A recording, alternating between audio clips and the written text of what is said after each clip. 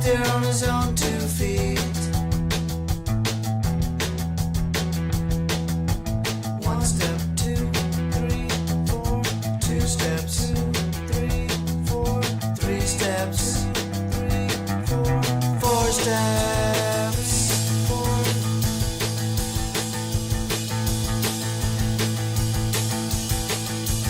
High fives in the parking lot, ties his shoes with a double knot. High fives in the parking lot, ties his shoes with a double knot. High fives in the parking lot.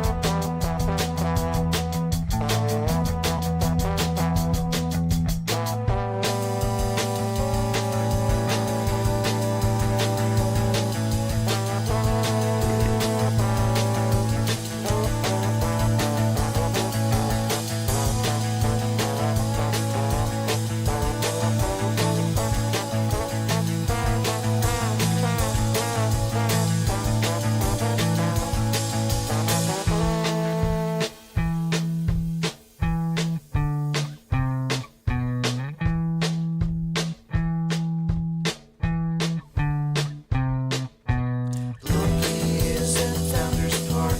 He does the loop, he sees the art. The coffee's kicking in. He'll be up well past dark, but until then, it's high fives in the parking lot, ties his shoes with a double knot. High fives in the parking lot, ties his shoes with a double knot. High fives in the parking lot, ties his shoes with a double knot. High fives in the parking lot, ties his shoes with a double knot. Ties his shoes with a double knot. Ties his shoes with a double knot.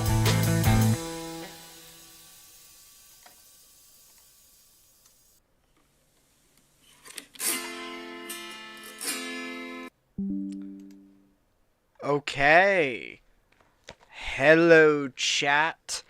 Tonight, I just got off work and came home to a big old pile of Perfect Order. We have 7 Perfect Order booster bundles. And we're going to open them all. That's 420 Pokemon cards that we will be opening. 420 Pokemon cards that will be opened. And, of course, we have Packwench. We'll make some room for her to start opening them. We're trying to master set Perfect Order. We like it. I think statistically, we will open a SIR.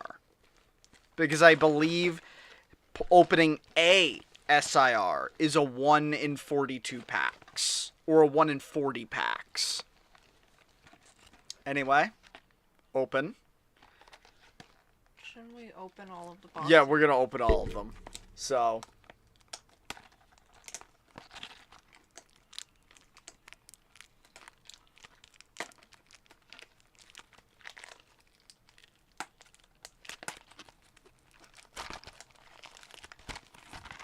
God damn. The rubber they put on these. They sure did wrap them. I'm pretty sure these are plastic, not rubber. Yeah. And... yeah. Goblins. We are goblins. So, we know weighing the packs doesn't mean shit unless you get a god pack, which I don't think even exists. I don't know if the god packs exist outside of the big sets. I think the God packs only exist in the really big sets. So I don't even think you can God pack in perfect order. I haven't seen any evidence that you can God pack in perfect order. But I think we should go with the Juju and find out if a certain pack art hits better than the others. We know pack weights don't mean anything. Want to organize these by pack Yes, art? we're gonna organize these by pack art and find out which pack art hits the most. I believe we have, for the pack arts, we have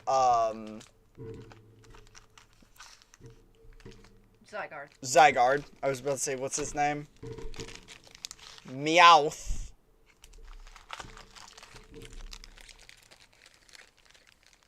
Patrick Star. Mega Starmie. It's Yeah. Patrick Star. Clefable.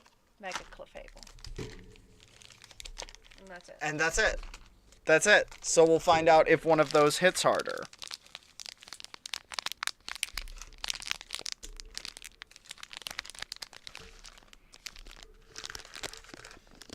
I don't know why, but this one pack feels less sturdy. It's kind of looking like the arts are completely even. So I only had this idea because I've been hearing like there's a meme that the Way less Clefable packs. way less Clefable packs. There's been a meme with Phantasmal Flame that what is it? Baneri? What is the bunny Pokemon that's like thick for some reason? Lopunny. People are memeing that the Lopunny packs hit, and here's the thing. I checked. The pack we got our Charizard out of was a Lopunny. So there's like a meme that the Lopunny packs always hit.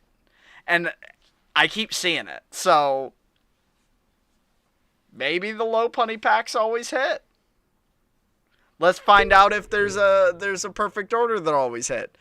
Alright, so we'll keep the piles separate for each art so we can tally them at the end. So which one do you want to open first? Patrick Star. We're gonna open Patrick Star.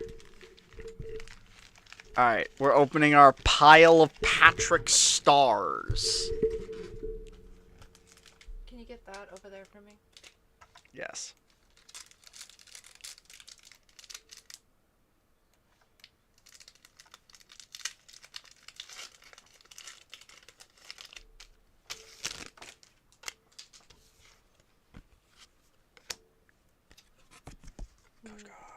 Good guard.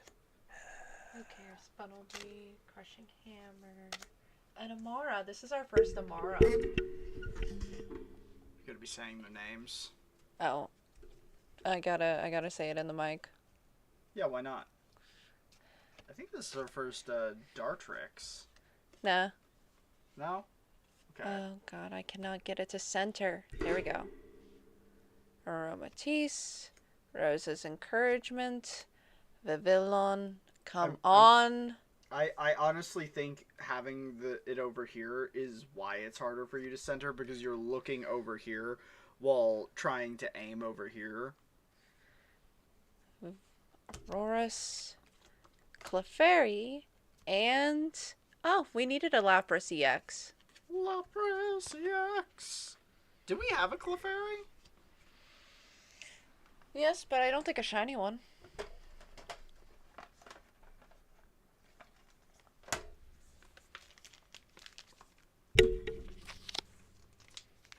Wrap it.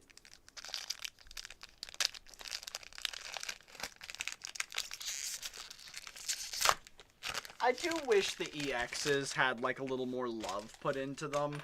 Because, like, I like EXs, and older EXs were dope, but every modern EX is just like a 3D model. And I understand why people don't really care about them. Because it's hard to, when they're just, like, really low-effort 3D models. They, like, genuinely look like screenshots from the Switch game. Don't they? Yeah. I'm really sad about that, because they could be more. They could be more.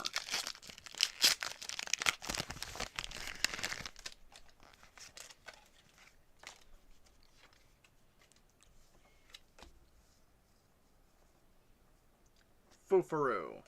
Furfro. Jaw Fossil. Servine. Mawile. Rose's Encouragement. Vivillon. Luxio.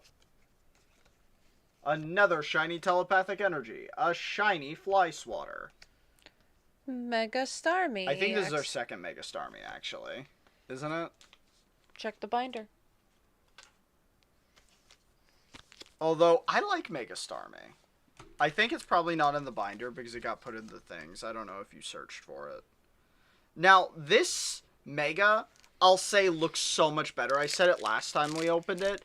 But if you did this, that's a much cooler, like, just comparing, like, this... Lazy dog water, honestly. It's just like, it's a 3D model that looks like a screenshot out of a bad Switch game. This still looks like a 3D model, but there's some fucking style and riz to it. Also, there's more thoughtfulness to the shiny texture.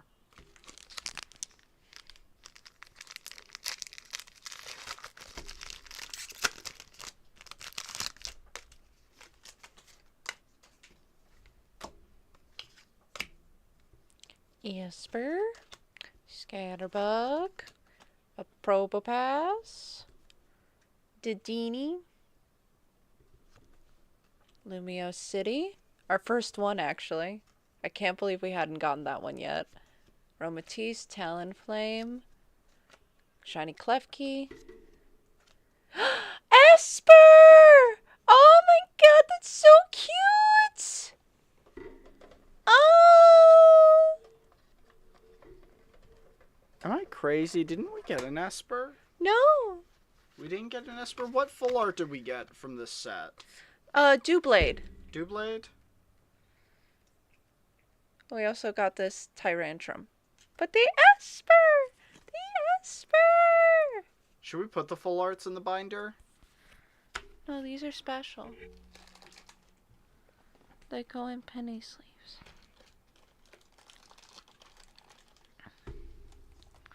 Wrap it before you tap it.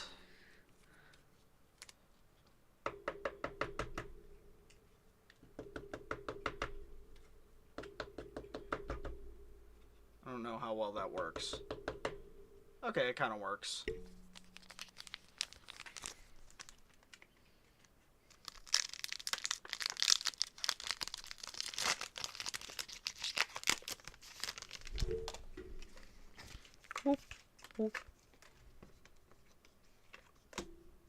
Spinarak, Fletchinder, Hippopotas, our first Hippopotas, Rattata,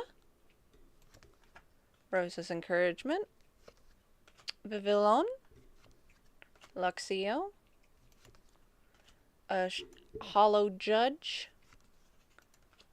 Pokemon Catcher, and another Tyrantrum. We get a lot of those.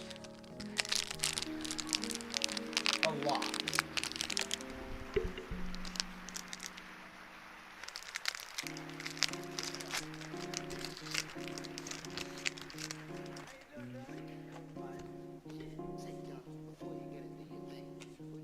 Starting with a Pokeball trainer. Interesting. Esper. Scatterbug. Probopass. Luxio. Jensynth. Meowstick. Ooh. Hollow Potion Trainer card. Aromatisse. And Dugong. I don't even have a regular Dugong, so happy about this. Okay. So that's it for the patch. Or no, wait, it's not it. I didn't realize it was a file. Yep. There's still a bunch of these. He's not aware of what's going on. I'm sorry, I was admiring arts. Just through this shit. I'm over here, like, fighting for my life to keep things organized. Because she's just throwing them at me. Spupa. Fighting for my life! Tyrant. You bitch! She's doing it on purpose. Canyon.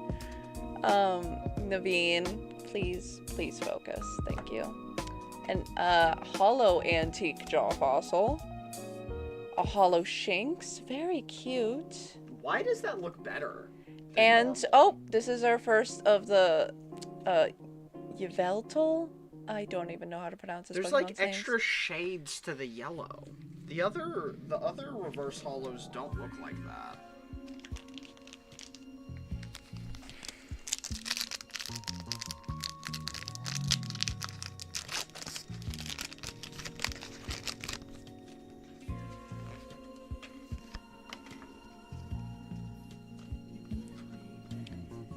Snivy, Skorupi, Seal, Shinx, Judge, Luxio. It would kill you Pokepack to hand me these in a straight direction. Potion it would Hollow, kill you. a Pokeball Hollow, and Mega Clefable. I don't know why, but I love the shiny trainers, actually. Love them. I like this Mega Clefable. We're hitting with EXs. Wow, you're right. So wait, is it just that they took the time to make sure that the EXs who have pack art don't look like shit? Because, like, that actually does look like a good EX, and plus it's got extra texture. But then, like, compare it to this, which is not a pack cover. It's just like, okay, stars, slick cover, 3D model that kind of looks like dick.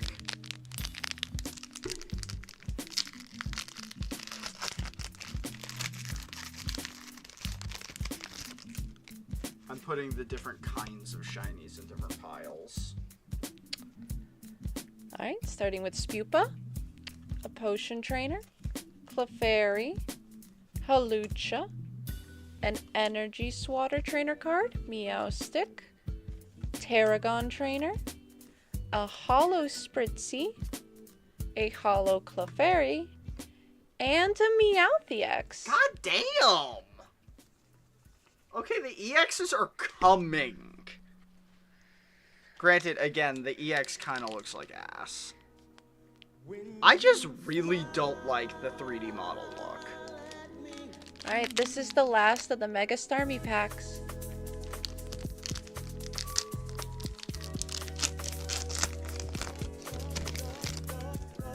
We didn't count how many. Well, we can count the energies to find out. Rowlet,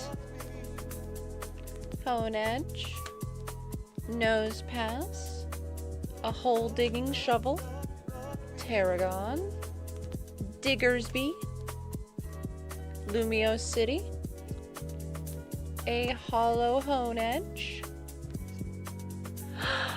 the Rowlet! Yes! Oh, this is one of the hits. Oh my god. One of the hits. That's so cute! Oh my god. And Holy another shit. Landorus. Oh my god. I think you messed with my sound a little. Okay, there we go. Okay, wrap it.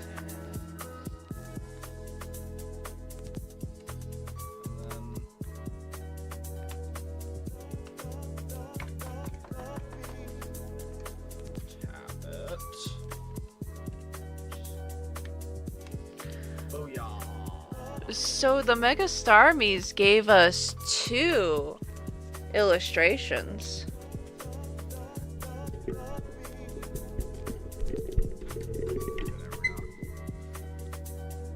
Yeah, okay, so we opened 1, 2, 3, 4, 5, 6, 7, 8, 9, 10 Mega Starmies.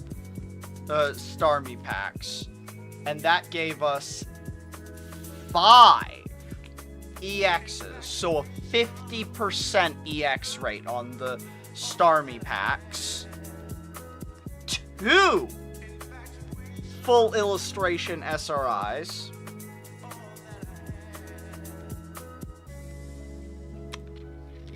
1, 2, 3, 4, 5, 6, 7, 8, 9, 10, 11, 12, 13, 14, 15, 16, 17, 18 reverse hollows. So almost 2 per pack. And then, so here's what confuses me, that reverse hollows are often worth more than regular hollows. We got the same number of regular hollows as we did EXs. Now, I think it's an either or. Like, you either get an EX or you get a reverse hollow. Or, I mean, a regular hollow. But, like, that means our hollow hit rate was the same as our EX hit rate for those packs. Alright, we're only gonna keep the hit piles separate, or I don't know, we know how many they were. Should we keep keeping it separate? I feel like we're gonna run out of room too quickly. Do whatever you want, I don't care. I have the record in the video. I can go back Yeah, so and find out. So just stack them all, it's fine. The regulars. Alright, I vote we do Zygarde next. Zygarde next. The big guys. We do the big ones. The series stars.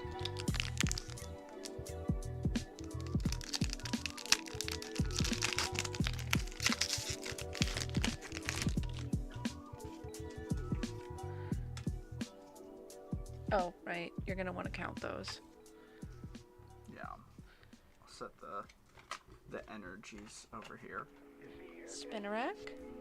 Spritzy. Dewblade. Oops. Oops, oops, oops, oops. The normals Lucha. we don't need to separate. We're not counting those. Jacinth. Raticate. Rose's Encouragement. Then we have a hollow Lumio City, a hollow Dewblade, and Landorus again. Dude, Landorus is the only hollow, I swear. No, wait. Landorus is the only hollow, I swear. This guy is useless. I do actually, I'm gonna say, love the way the steel cards look reverse hollow.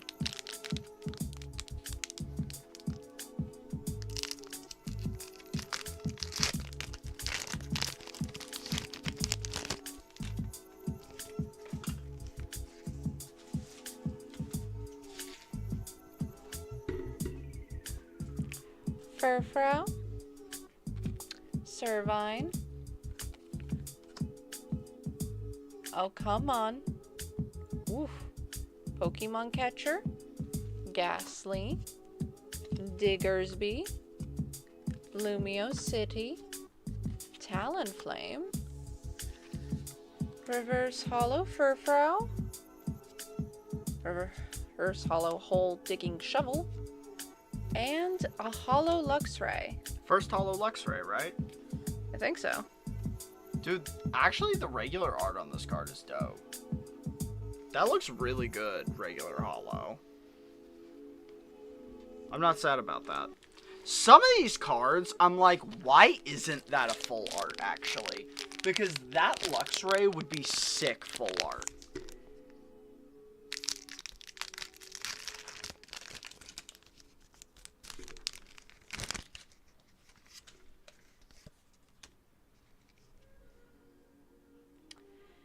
Ghastly, Salandit, Snorlax. We needed a Salandit, didn't we?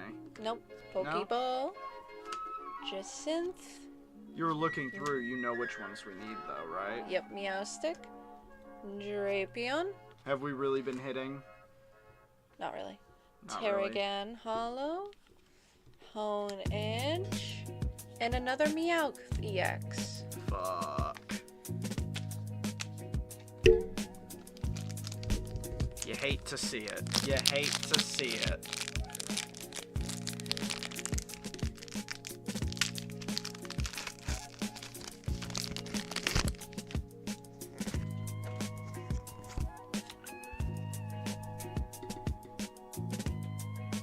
Antique Sail Fossil, Rowlet, Hone Edge, Nose Pass, Energy Swatter, Meowstick, Aegislash, Hollow Lumiosity, Reverse Hollow Shaman, and another Mega Clefable. At least this one doesn't look like crap, but damn. We really are hitting the same things quite frequently already.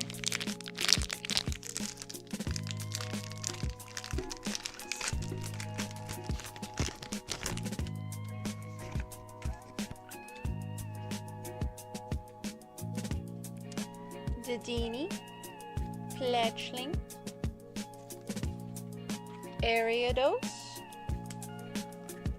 Binacle, Drapion, Lumiosity, Aromatisse, another Hollow Lumiosity, Reverse Hollow Dedenne, and a Qianpao.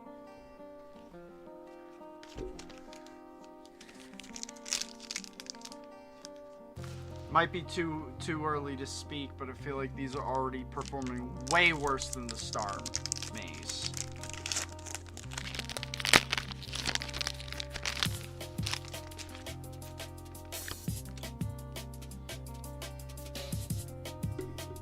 Clefairy, Furfrou, Antique Jaw Fossil, Servine, Hippodon, our first Hippodon, Pokeball, Pokepad, sorry, Turtonator, Love Turtonator. Rose's Encouragement Hollow, Pokepad Hollow, and a Mega Starmie EX. Again, I believe this is our third one.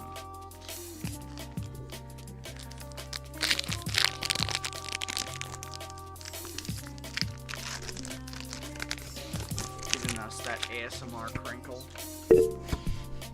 Am I? Yeah, you got that right up there. It was hot. Dartrix, Bunnelby, Crushing Hammer, Amora, Aromatisse, whoops, Jacinth, Barbarackle, a Reverse Hollow Gengar, You cannot tell on the dark cards that they are reverse hollow. It's crazy. Reverse Hollow Meowstick, and another Qianpao. Yeah, Zygarde, you're sucking ass and you're the mascot. How are you letting this happen?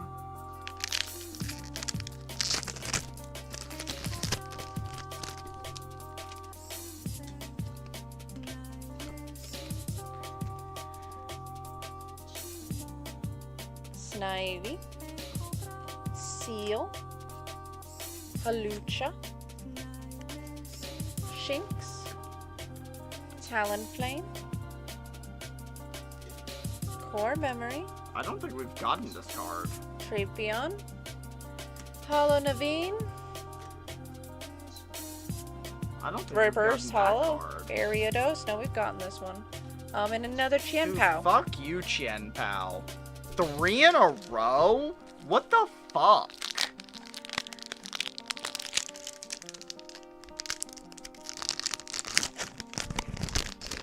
This really is immediately telling me if you can buy packs, buy the Starmies. Buy the Starmies. If you're buying individual Haunter? boosters. Bunnelby. Is that our first Haunter? No. Pokemon Catcher. Nosepass. Naveen. Illumio Skelette. Shaman. Reverse Hollow Hippodon. Reverse Hollow Amara.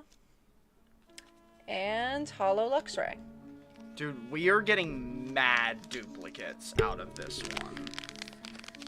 It's all been Luxray and Shenpao.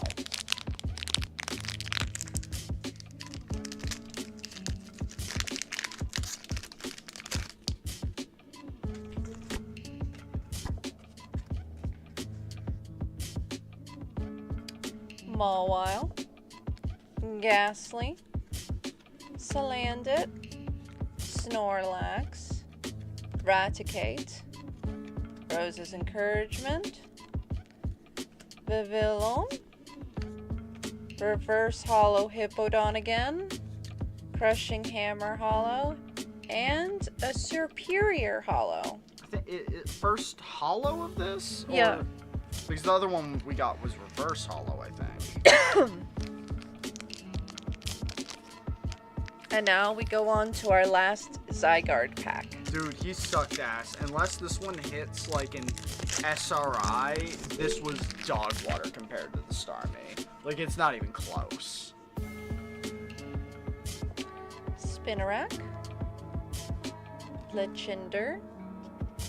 Rattata. Antique Sail Fossil. Aegislash. Energy Swatter. Come on. Focus. There we go. Meowstick. Reverse Hollow Rowlet. Reverse Hollow Tyrant. And a Salazzle EX. Full art. Oh, and I forgot to take the energy out. I mean, this is kind of... You know, I'm not mad about it. It's kind of cool in a trippy way, actually. It counts. It counts as an SIR.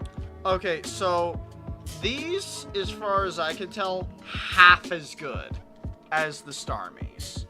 So we got 3 of these instead of 5. So only 30% versus 50%. Well, actually, we got to check how many we opened.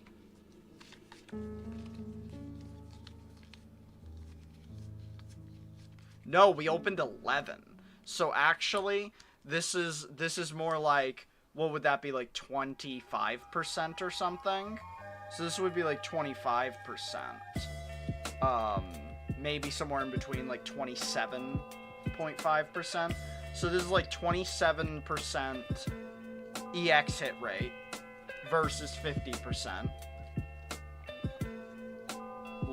9%, like 9% full art hit rate versus 20%.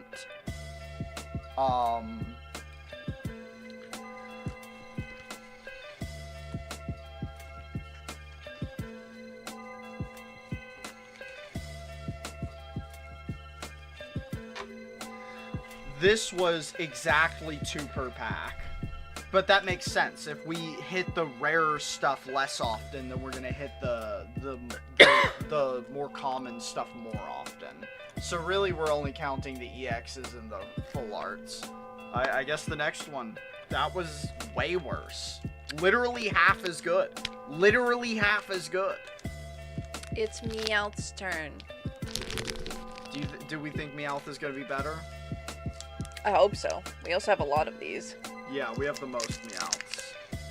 Which kind of means, like, statistically, they have the most chances to hit for us.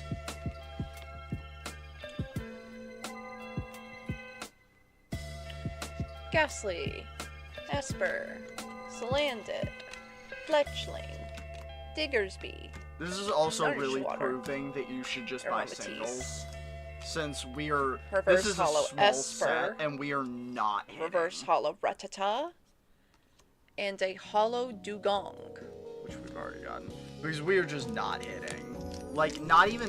we're missing, like, some regular cards that we're still not hitting. It's way better just to buy singles. This is proving it mountains over. Ghastly. Esper. Salandit. Fletchling. Core Memory. Hippowdon. Judge. Reverse Hollow I think Raticate. that's our first reverse hollow Raticate. Reverse we now hollow have Vivillon. Rattata and Raticate. And Superior. Second superior. Hell, we might be able to do the true master set though, where we have a fucking hollow and reverse hollow of everything that's possible.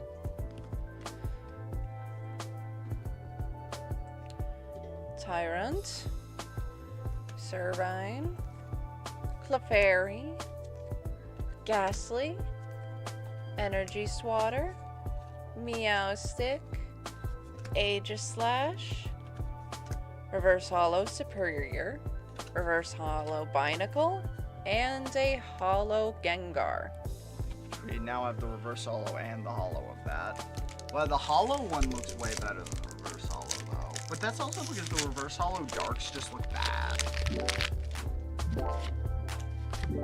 42 boosters. I hope you aren't getting reamed on prices. No, we got these from normal, like a normal MSRP. We got them from Walmart. Holding Shovel. Oop. Rattata. Dartrix. Honedge. Drapion. Tarragon. Diggersby. A reverse hollow Fletchinder. Have we had a Fletchinder? This is the one I wanted! Holy shit! Oh my god! Yes! Okay, I'm happy. I don't care about anything else. Holy crap! And, also, Hollow Auroras. But, oh my god, the Clefairy. The Clefairy! The Clefairy! Ah! But secondly, I don't think it's going to come in the form of an event. It's not going to be the seizure of power in that kind of way that we've Yeah, hype. thought about it. I do Okay, think the that- front that looks so good. But the US Empire is third. I can't tell if I'm crazy. The back, the top, and bottom look huge, but they look even. Right? They look huge, but they look the same size. Oh my god. She might go get graded. She might go get graded. You can't take her from me! No, not immediately. Like, because when I get, I think, 20 cards worth grading, I'm gonna batch send them in. But girl might get graded in the future. She looks good. She looks good. Oh my god. Oh my god. So happy. So happy. Yeah. Oh my god. Thank you, Meowth Pack. Yeah, Meowthbacks, you're pulling ahead, not in numbers so far, although you still have a big pile to go. So you weren't here earlier, but each card pack has a different art on it, and we're opening them by card pack art, not by weight or anything, since we proved weight doesn't do anything. So far, the Starmie packs are the winners. 50% of the Starmie packs had EXs in them. 20% had full illustrations in them. The Zygarde art packs are losing. They had half the pull rate. Half the pull rate of the Starmies. Anyway, continuing on with this Meowth Packs. I'm actually so hyped on the Clefairy. This was, like, my favorite card in the set, I think. I think this is my favorite card in the set. It's my favorite so too. Pretty. You can't. She's mine. You understand that, right? They're shared. They're shared. Oh my god. Except this she's one, so- she's mine. No, we didn't weigh any of these because we've determined weighing doesn't do anything. We're judging them only by the pack art. Blade. We're judging them only Spupa. by the pack art. I think we've definitively proved weight Caperi. doesn't mean anything for packs. Talonflame. I've also been reading online Drapion. that weight doesn't mean anything Paragon. unless it's a god pack. It's like Reverse the only Hollow thing you can prove is that Superior. it's god pack. Reverse Hollow Binacle. But like, I don't even know if And this set fucking has god Landorus. packs. Because I think god packs are exclusive to the larger sets, and this is a small set. There's only like 130 cards in the set. And I think god packs are only in the sets that are over 200. Spinnerack. We're instead Chinder. doing the meme of, like I said, Hippocrates? seeing which pack Rattata? arts have better pull Core rates. memory? Because there's Drapion? kind of like a conspiracy right Judge. now that for Phantasmal Reverse Flame, Hollow Digzerby. the for Phantasmal Reverse Hollow Flame, Spupa. the Banir Energy Recycler. What? I didn't even Cool. know this was a card. Wait, that looks sick. But there's a conspiracy that inside the Phantasmal Flame set, which is also only a 130 card set, that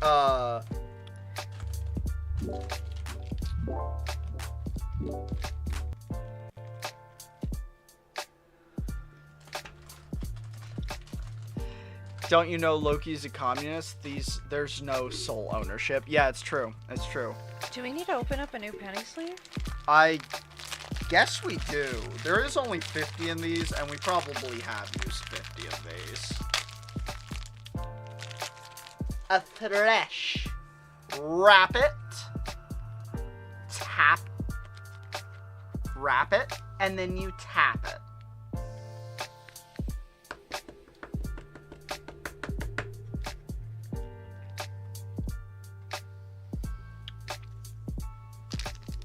That looks really good.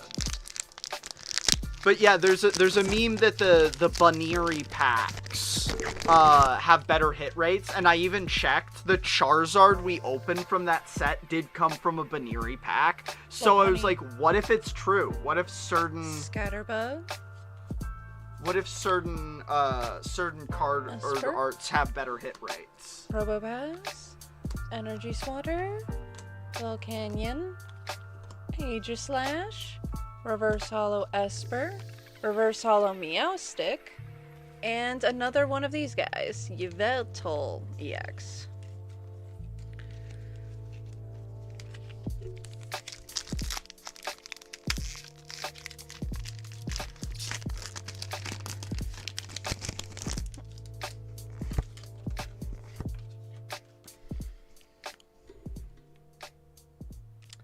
Binacle.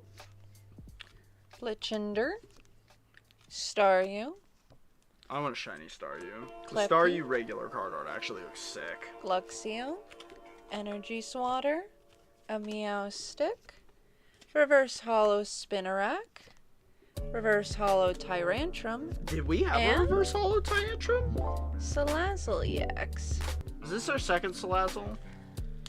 Don't remember. Did any of the Pokemon Championship game that came out today? No, I didn't see any of it. Maybe we should watch something about it though once we're done opening, because I'm kind of interested. We didn't open one of these, did we? I don't remember. I don't think we did. I think that's our first one. Which, cool. We need the X's. Actually, you know what? This is a cooler one too, because even though it's still a weird 3D model, they're at least doing some fun stuff with it. Yeah, we'll watch something about it, though. Energy Search. Herfrau. Tyrunt. Servine. Jacinth? I don't know how to say her name. Meowstick. Drapion. That was a sleeve. Yeah, that was a sleeve. We've Where's got it? these sleeves right here. They came in a Surging Sparks ETB. They're really cool. Oh, this is our first Mega Zygarde EX. Oh yeah. He's the one of the mascots. We now have all of the mascot EXs except for the special Meowth EX. He's pretty cool. He's actually probably the coolest regular EX we've opened so far, right? Eh. I think that lightning looks dope.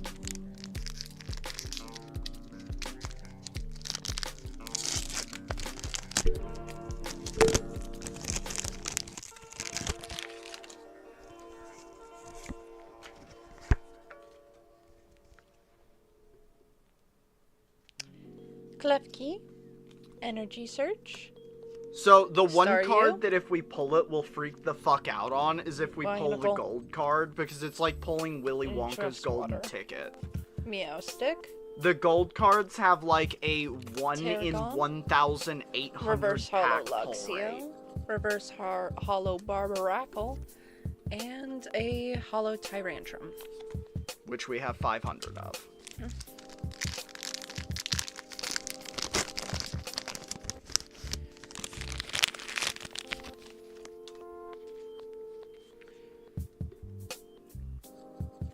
Doublade.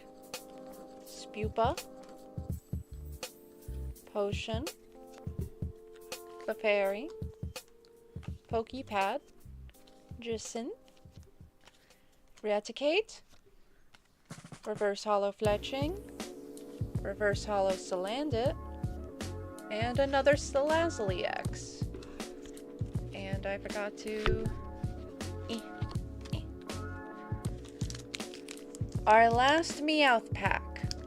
Meowth so far is hitting pretty close to Starmie. Starmie, but maybe not, because I think there's been more Meowths. You just want to keep one? One of each so that we can show it. Scatterbug. Haunter. Probopass. We need a shiny Scatterbug. Pokepad. Barbaracle. Aromatisse. Reverse hollow Halucha. Reverse hollow Luxray. We didn't have one of those yet. And a telepathic energy. It's like our 5th telepathic energy. Okay, so we opened for that one 1, 2, 3, 4, 5, 6, 7, 8, 9, 10, 11, 12. So this was the most so far, but only by one more over. So it had 20% more cards, and the hit rate was close to the same as Starmie.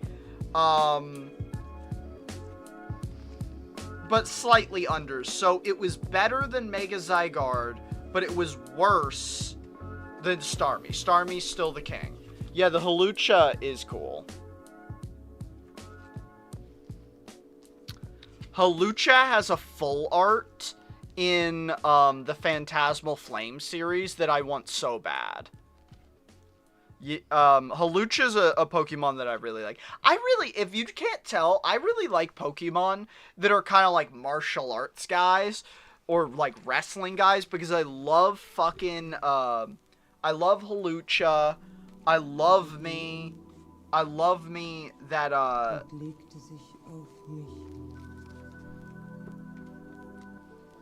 I love me that dolphin card. I'm blanking on his name. What's the dolphin that we have's name?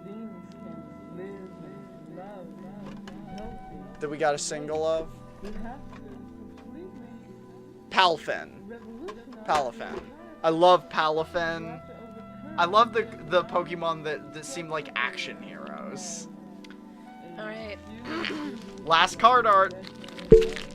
The Clefable EX. The Mega Clefable EX.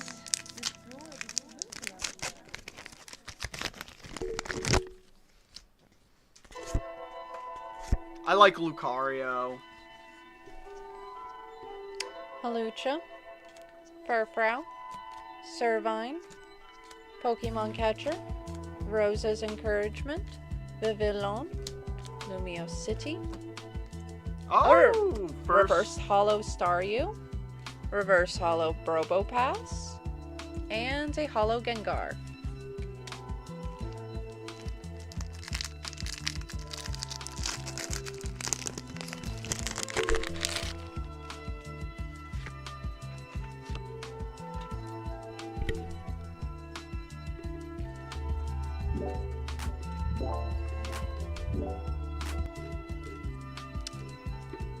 What's this now? Guys, or like wrestling guys, because I love fucking.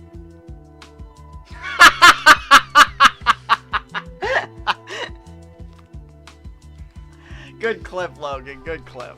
Like martial arts guys, or like wrestling guys, because I love fucking. Juvenile, but I love it. Juvenile, but I love it. Alright. Back to the pack. Crushing Hammer. Salandit. Scatterbug. Snorlax. Lumio City. Talonflame. Drapion. Reverse Hollow Servine. A Hollow Energy Swatter. And a Hollow Dugong.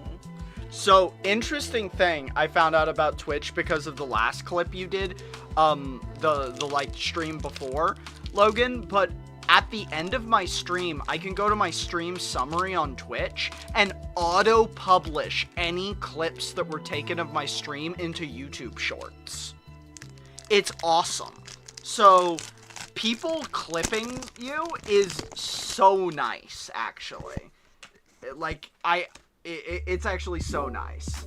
Yeah, it's hella handy. I can see why people, once they start getting some people watching them and clipping them, can start easily kind of like having almost a clip industrial complex, because you don't have to do anything once other people are clipping you. Reverse Hollow Servine, Reverse Hollow Tyrant, and another Dugong.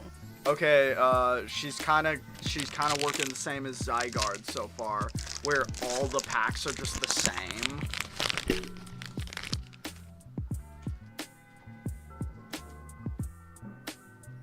Potion, Rowlet, Amara, Hippopotas, Aegislash, Lumio City, Talonflame, Chanpao, a Reverse Hollow Chanpao? Yes, I think that's our first Reverse Hollow Chanpao. Reverse Hollow Ghastly and Reverse Hollow Ghastly? Superior. It's like our fourth superior. We went from having none to 4.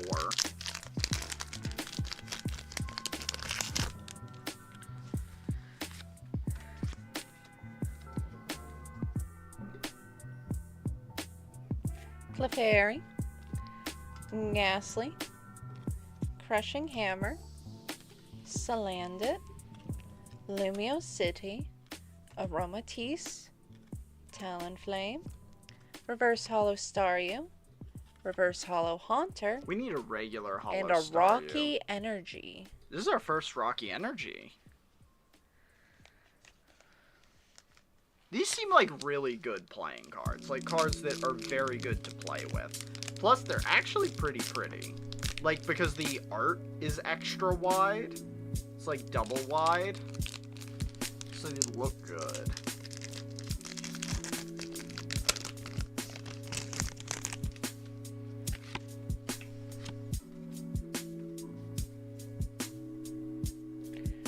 Dartrix, Bunnelby, Crushing Hammer, Amora, Diggersby, Lumio City, Talonflame, Reverse Hollow Dugong, Is that our first reverse of Dugong? maybe, Reverse Vivillon, and a regular Hollow Dugong. Third Dugong out of the Clefairies. So what was it? Zygarde was just a stack of the, what is their name? A stack of Landorus's. This is just a stack of Dugongs.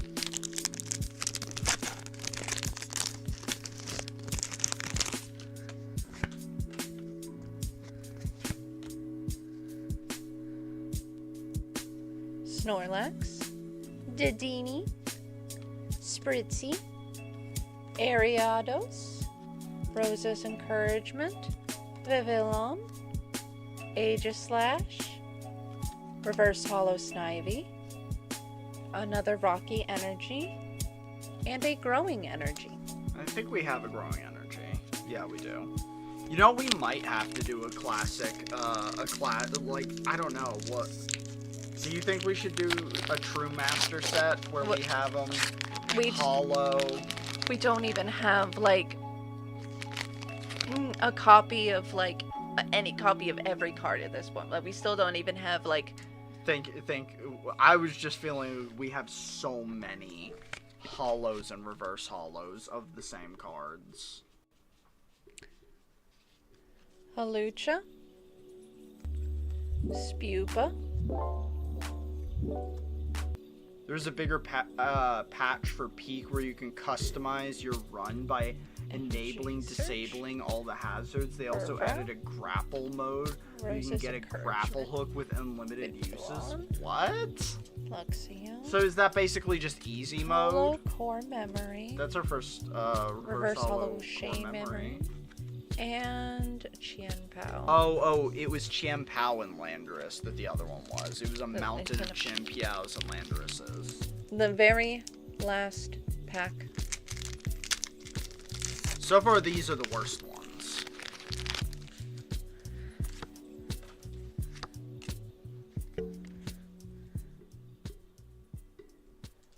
Pokemon Catcher. Ghastly. Esper. Salandit, Lumioscalet, Luxio, Raticate, Reverse Hollow Snorlax, Hollow Digging Shovel, and an Aurorus. So, what we learned is stay away from the Clefable packs like they're the plague. Because we got 0 hits from them. Not one hit. Also stay away from the Zygarde packs. Only get Meowth. And, you know, the Rowlet looks pretty clean, too.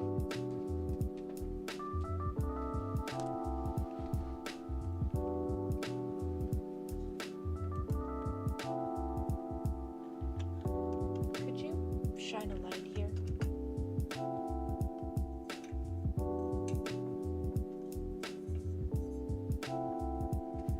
Appreciate it. 0 hits. 9 cards. So about equal.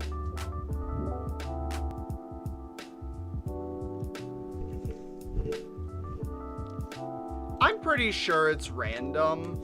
So, like, the kind of, like, conspiracy theory is just that certain card arts happen to be lined up at certain intervals on the machine that distribute, like, better stuff.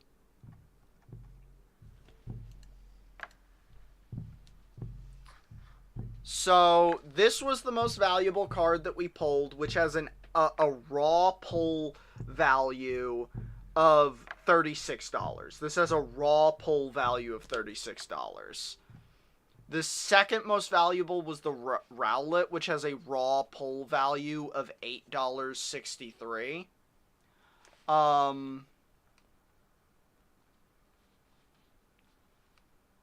Okay, this is very, very surprising, actually. I don't know why this would be true at all. No, Bonsley. Bonsley isn't even in this set, unfortunately. I don't know why this would be true, but this is interesting. Gabby, the Meowth, or the regular Meowth, EX that we pulled, right, is the most valuable, EX in the entire set.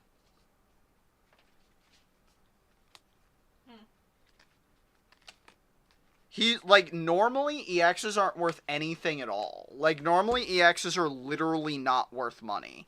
We pulled 2 of these. These are valued at $10. Raw.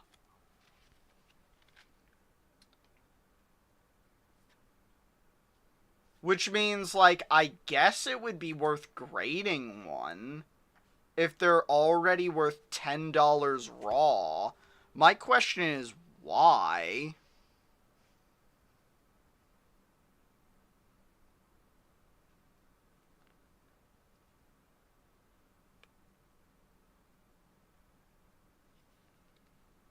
It's super hard to tell, but they both look identical to me.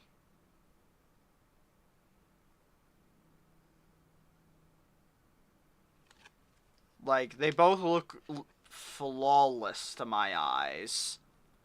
Yeah, this is like a really boring card to me to be worth $10. It's worth more than the full art Rowlet.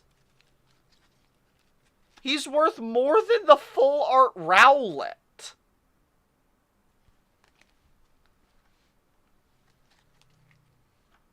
He's worth almost double the full art Esper.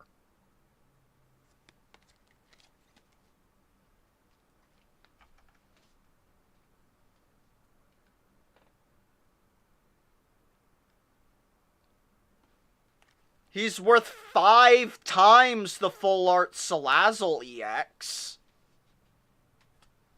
5 times. It looks like some of these other EXs are worth okay amounts for EXs, but $3.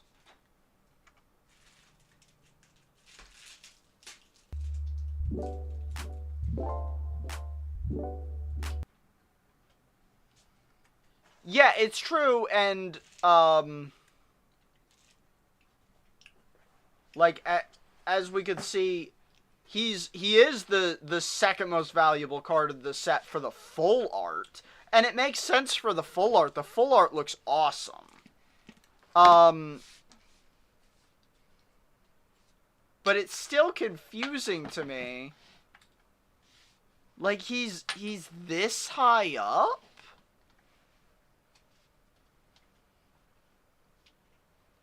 I mean, even this one makes more sense. Like, people are just hype on the Meowth for some reason. I feel like that won't hold. Like, I don't know. Something makes me want to say, like, I should sell these right now. Because there's no way these are going to stay worth $10.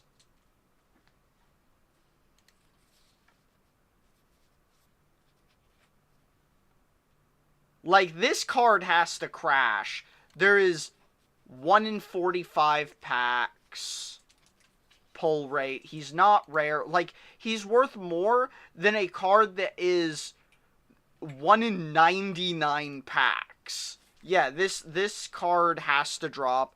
I think I might just try and sell these. Because we could buy in a single later. For probably nothing. Like, these are worth $20 together. This is a dumb card.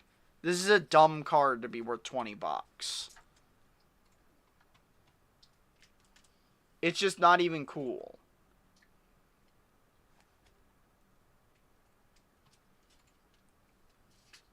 There's nothing else that's worth a bunch of money in the set that's dumb, though. There's, like, or like, comparatively a lot of money. Nothing else here. I'm like, oh, I don't understand why it's worth that. It's just this Meowth EX. This is a standout card for being, like, worth some money for some reason.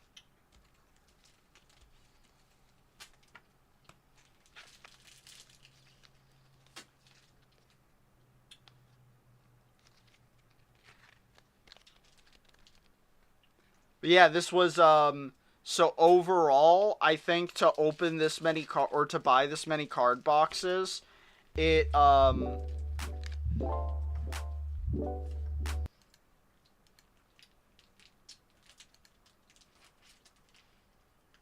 mean, definitely nostalgia, but also the set is new enough that there's probably a little bit of hype, too. That's why it'll definitely die down as people get packs. That's why I'm like, I want to sell now rather than later, because that's not a rare card. So I'm sure I'll be able to buy that card back for like 50 cents later. There's no reason. And I could just make 20 bucks back, which pays for an entire booster box that we opened. Like, these 2 Meowths pay for an entire booster box. That's 1/7 of like our entire cost right here. Like, this was like 160 bucks that we opened, and that's 20 bucks. That's 35.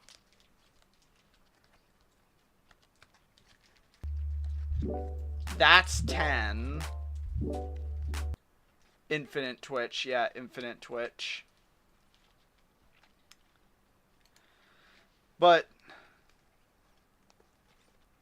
yeah, I mean, definitely on the side, or this is definitely proving that you should just buy singles, though. Because, like, the only way this really would have been worth the money is if we pulled something on this top row right here that would have basically cost the same amount we paid for the entire stack or entire stack of cards. Because, we probably could have bought every single card we just opened for under what we paid. Because, you know, like, this is gonna be right here, the bulk.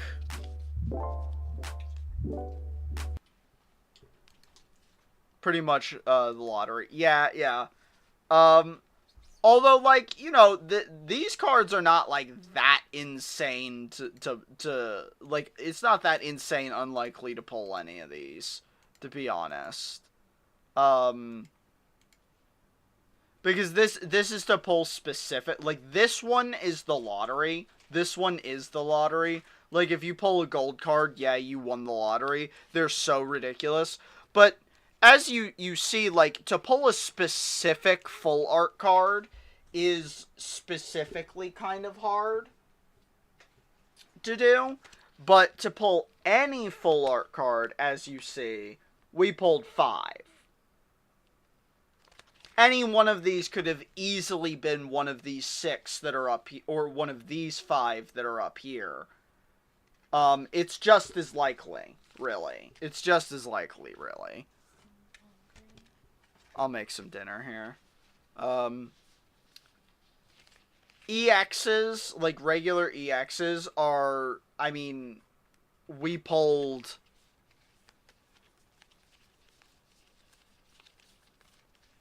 20% of our packs had one of these in it. 10% of our packs had a full art. So it's basically like 10% chance you're going to find a full art, 20% chance you're going to find an EX every time you open a pack. It's just like where it gets hard is pulling a specific one. Or actually even more, because I didn't count these ones in there. But yeah.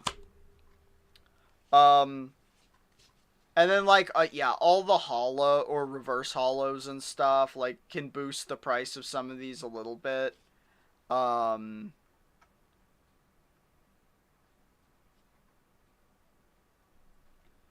yeah, it kind of looks like none of them are really worth that much, even reverse hollowed. Like, it looks like, yeah, you're looking at, like, 5 cents a card, or 10 cents a card, up to 20 cents a card, maybe, if it's reverse or hollowed. A lot of them only come hollow or reverse hollow, it looks like. There's not even an option for both. That, or this is just, the set's still too new.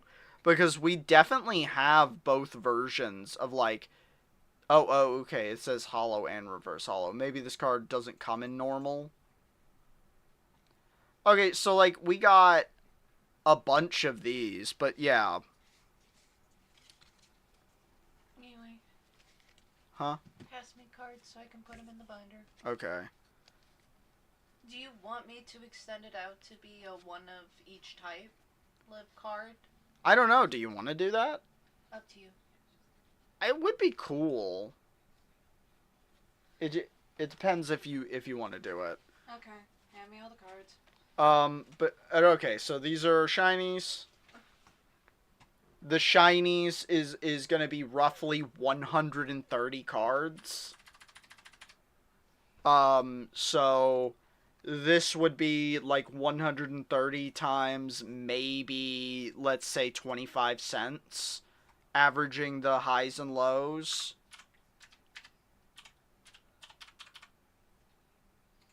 Because plenty of the reverse, or actually maybe all the reverse holos are 20 cents on the low end.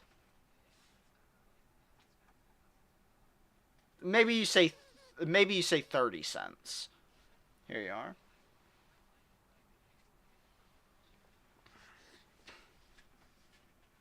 You want to hand me some junk so you actually have room?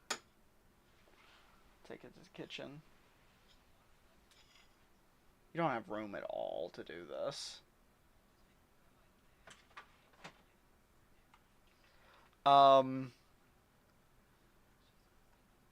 But yeah, like, so 130 cards, that's like $3 bucks. Or no, $30.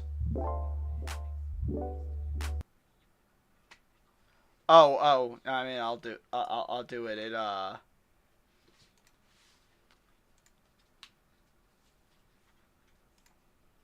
Do what? It does work. I'm also wearing a green shirt. Yeah, nice.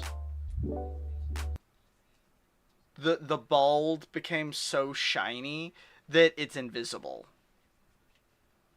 And then also the shirt I'm wearing is almost green screen green.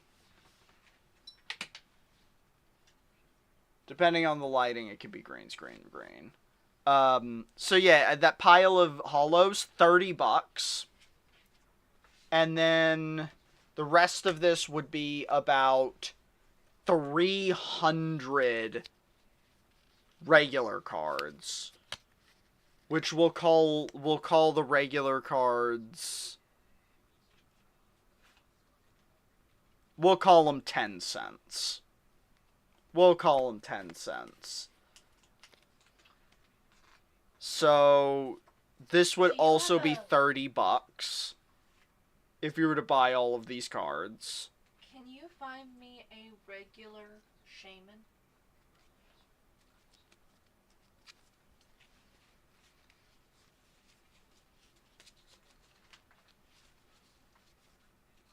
What is shaman? He's grass. I don't think we opened a regular shaman fucking somehow. He could also be in our other...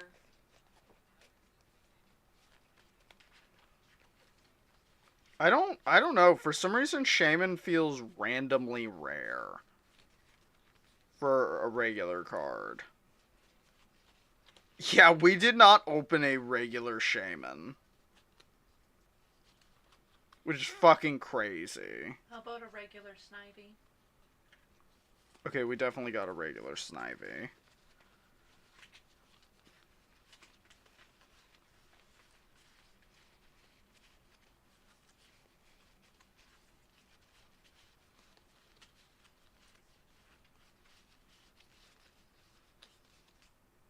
Or no, we got a regular Servine. We did not get a regular Snivy. Alright, well, I'll take the regular Servine. Okay, you know what? Maybe we broke even. Actually, I'm looking at it. I think we broke even, actually.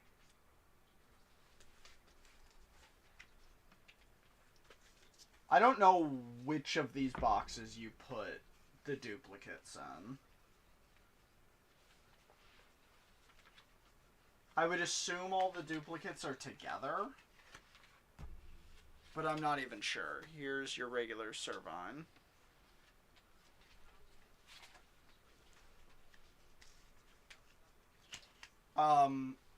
But yeah, no, actually, I think we might have broke even, because if it's $30 for all the normals, $30 for all the hollows, and then we had 20,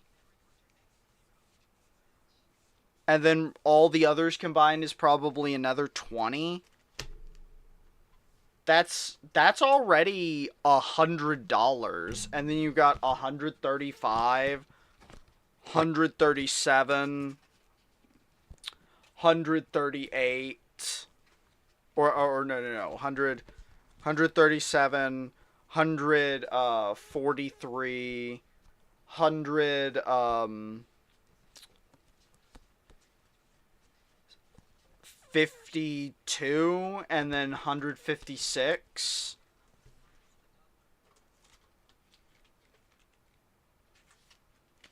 We maybe didn't break even by $20. But that's actually like way closer than you'd expect. Like we broke under by only $20 in card value. Which is kind of crazy. And honestly, if we got if in the future we grade any of these SRIs and they come back high graded, I mean, by itself would be worth something, because like this Clefairy, and I think this Clefairy might be undervalued. If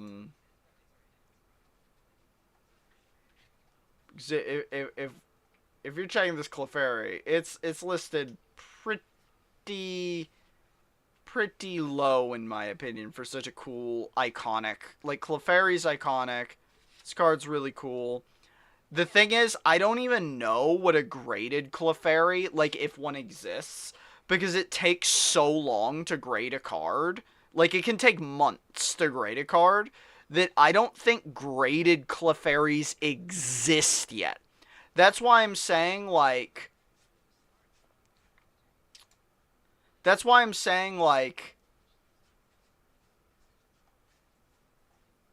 This is, like, claiming, but I don't... This is just a picture of some kind of listing. I don't even know what this is from. But this is claiming $200. So we don't even know what a graded Clefairy looks like, because I don't think graded Clefairies exist yet. So the true value of this card is entirely unknown, because we won't know the true value of this Clefairy until grades start rolling in, and we start finding out, one, how big or small the population is, and two, how hard it is to get a 10.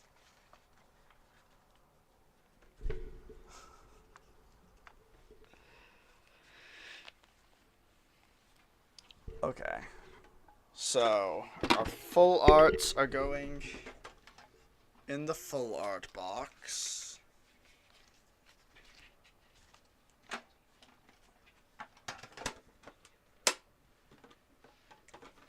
And then let's see, is it in this? No. Definitely not in that box.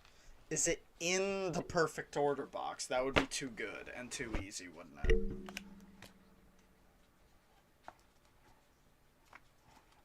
I don't know if it is exclusively.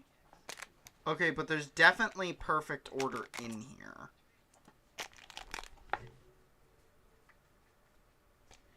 What number is perfect order?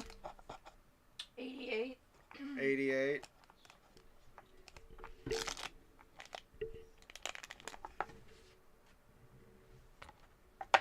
And then what's the, I guess what's the other thing in here is 132. Is that Journey?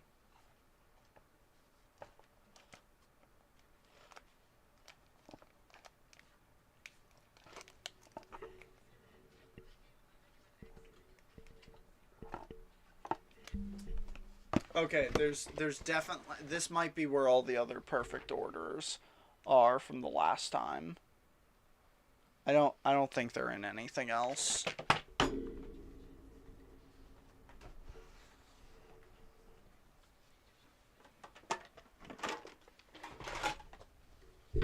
Okay, let's... Pokemon Challenge. Or is it Champions? Let's see. Oh. People are saying it's a disaster. Is it bad? Is that just one thing?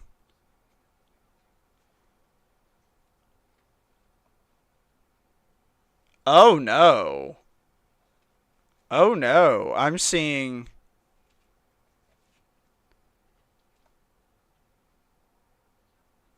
Is it...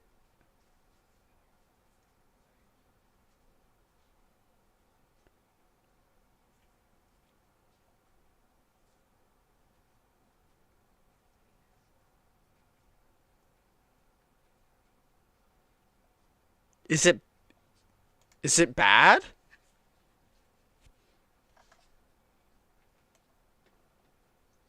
Pokemon Champions, the brand new game entirely centered around competitive Pokemon, has officially released, and right off the bat, there are some huge problems. We've got underwhelming graphics and animations, Clickbait. content, broken gameplay, I mean, it could be insane limitations clickbait, on but there's a Pokemon lot available, of people removed items, clickbaiting and it. a ton more. So today my plan is to go over every single criticism I personally have about the game, give my thoughts on each topic, and talk a bit about how some of this isn't as big of a deal as people on the internet are making it out to be. So without any further ado, let's get into basically everything you need to know about Pokemon Champions in its current state.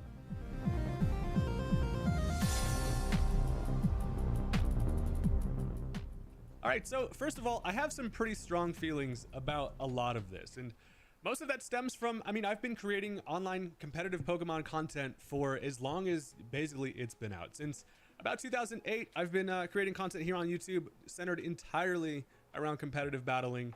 And so, you know, a lot of this is stuff that's pretty important to me. I also think it's important to note that there's almost nobody out there that wants this game to thrive more than me. I mean, it directly is my content. It does look pretty ugly. A game centered entirely around basically what my, you know, personal brand. I don't understand why Pokemon something games that have is to look like huge for crap. Not only just the competitive Pokemon scene in general, but The online 3D content model and style, basically I just exactly think what I looks do. so fucking I go into this bad, with a and lot I've of high hopes, hated and I the think that's a lot transition of to where it the disappointment stems so from, much. is there's Like, oftentimes with Pokemon games, it doesn't look like it, like they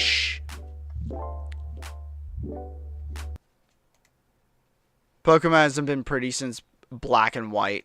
So, yeah, I definitely, you know, think that the pixel art was pretty, but I'm not saying 3D models can't be pretty, but the way they're doing 3D models feels cheap, it feels old, it feels hacky. Like, I don't play the game, but I've seen it. Gabby, what are those anime gacha games you play? You've played like a bunch of them. Yeah. What are some of them called that you've played? Why?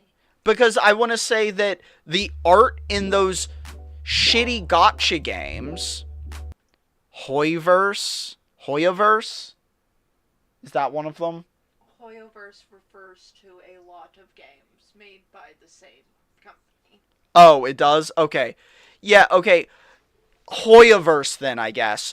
Games like that, what is it, like Honkai Star Rail and Genshin Impact, those games are emulating an anime style in a way that looks actually pretty decent. And my fucking question is, why Nintendo, one of the most successful fucking companies ever, can't make Pokemon not look like shit?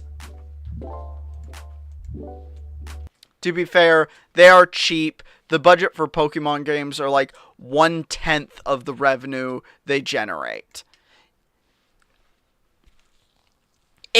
I don't even believe that. They have to be 1/1000th of the revenue they generate. Because lately, these games also come out buggy and broken. The last 3D Pokemon game I tried on Switch was borderline unplayable. I don't even remember what it was, but it was dog shit. I couldn't believe they released it. As we've seen in the recent past, you know, there's a lot of potential that comes with these projects, and a lot of the time they fall short because that's what Pokemon does. And moral of the story is, I'm going to be looking at a lot of this through kind of a critical lens, but I think that's an important thing to do when you're working with with a company as large as Pokemon. So first of all, let's kind of just get into things. So I'm going to basically just kind of freestyle this. We're just going to kind of talk a little bit about it, give some thoughts. I'll show a lot of what I'm talking about. And first thing I want to discuss is 6 versus 6 singles is officially dead. There is no current way to play anything other than 3v3 singles, even in private games. Going into this, we had very high hopes that since they showed that there was customizable like private lobbies, that they would give us any sort of creative freedom.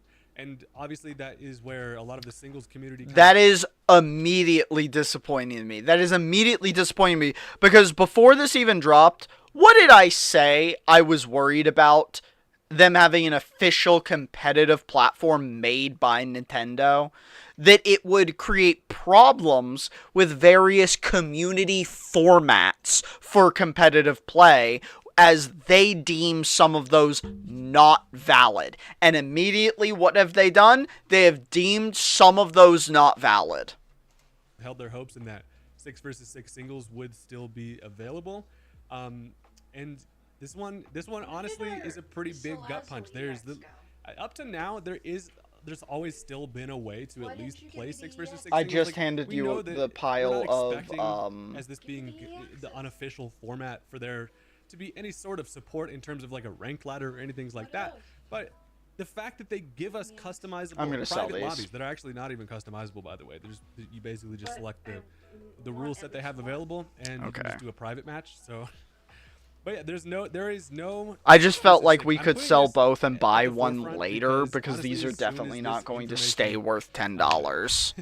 Crossed my desk, I realized that, you know, it kind of took all of the steam out for me personally. I know this isn't a huge deal, right?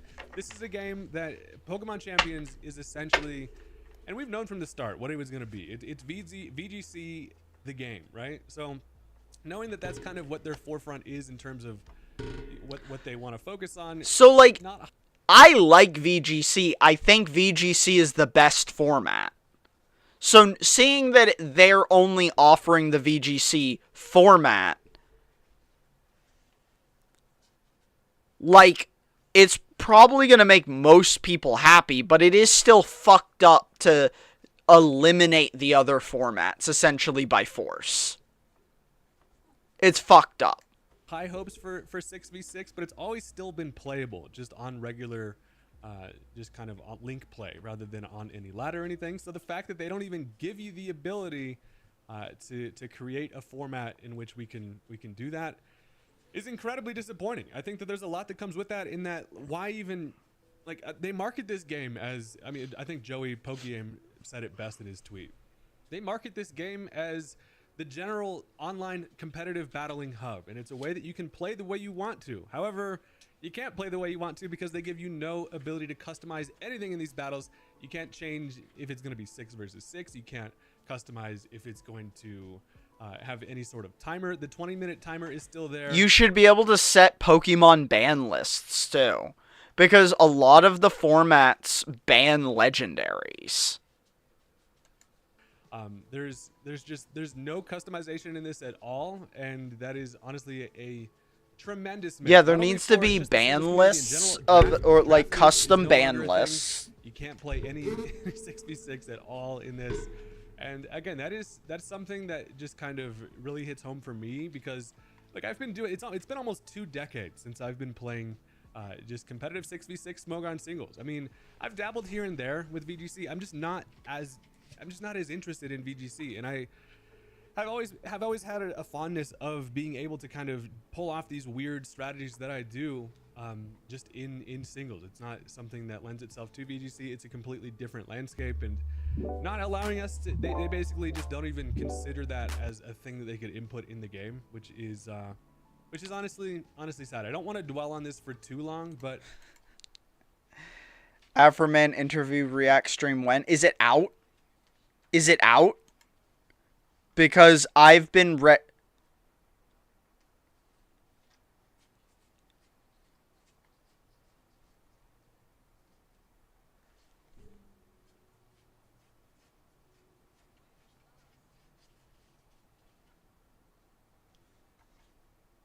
Dude, it's 2 hours long. It's gonna take me 6 hours to react to it.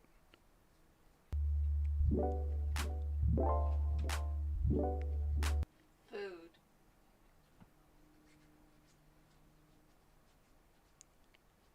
Yeah, no, I'm gonna have to do that. I'm gonna have to do that Friday evening. Yeah, I'm gonna have to do that Friday evening because let's see. I close tomorrow and then I open Friday. So I'm gonna have to do it. I'm not gonna have time to stream tomorrow night. So I'm gonna have to no, yeah. We know what we're doing Friday. All of Friday will just be reacting to Afroman interview. That's going to be the entire. I'm not gonna spoil it. I've been ready for this. If we need to maybe remind ourselves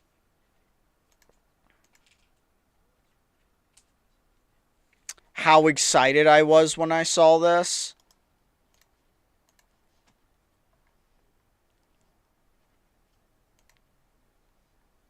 I know I saw the preview for it near the end of this. So we'll just yes. Whose officers sued him for defamation. I was too overwhelmed with excitement to trip too hard about Clav cutting things short. I'd just gotten word hours prior that rapper and newly championed First Amendment icon Afroman was down to give Channel 5 his first long-form interview. Afroman! The Adams County Sheriff's Department in Ohio, whose officers sued him for defamation. Oh yeah! Afroman wrote a song. Fuck the police, Afroman! Unconstitutionally raiding his home back in 2022. Here's a preview of that. They don't know they're the original man God created. They don't know they invented the pyramid. They don't know the Moors took knowledge to the Greeks Afroman! and the Egyptians Yes! and the Moors brought knowledge Yes! to Spain and Europe. Oh my God, he's a hotep! I love it! He's a hotep!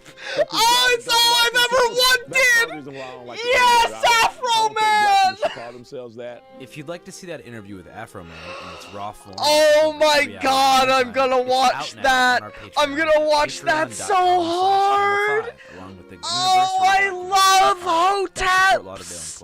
Although Oh, exactly Andrew, you're spoiling me! He actually invited our crew back out the next night because he, like most people, wanted to party with our co-host, Saddam.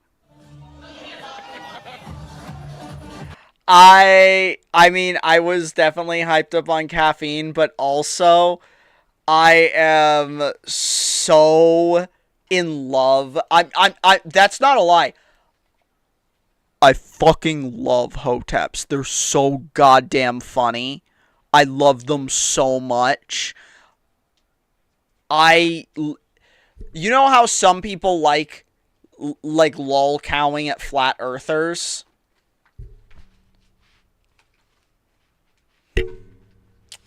Hoteps are my little freak fascination. I love them. They're so funny in like this harmless way that makes me just enjoy their insanity so much. I love hoteps so much. They're so funny. And Afroman's already such a character. Afroman is already such a character. Oh, you know, for a master set, you technically have to have one of each energy from the set, too.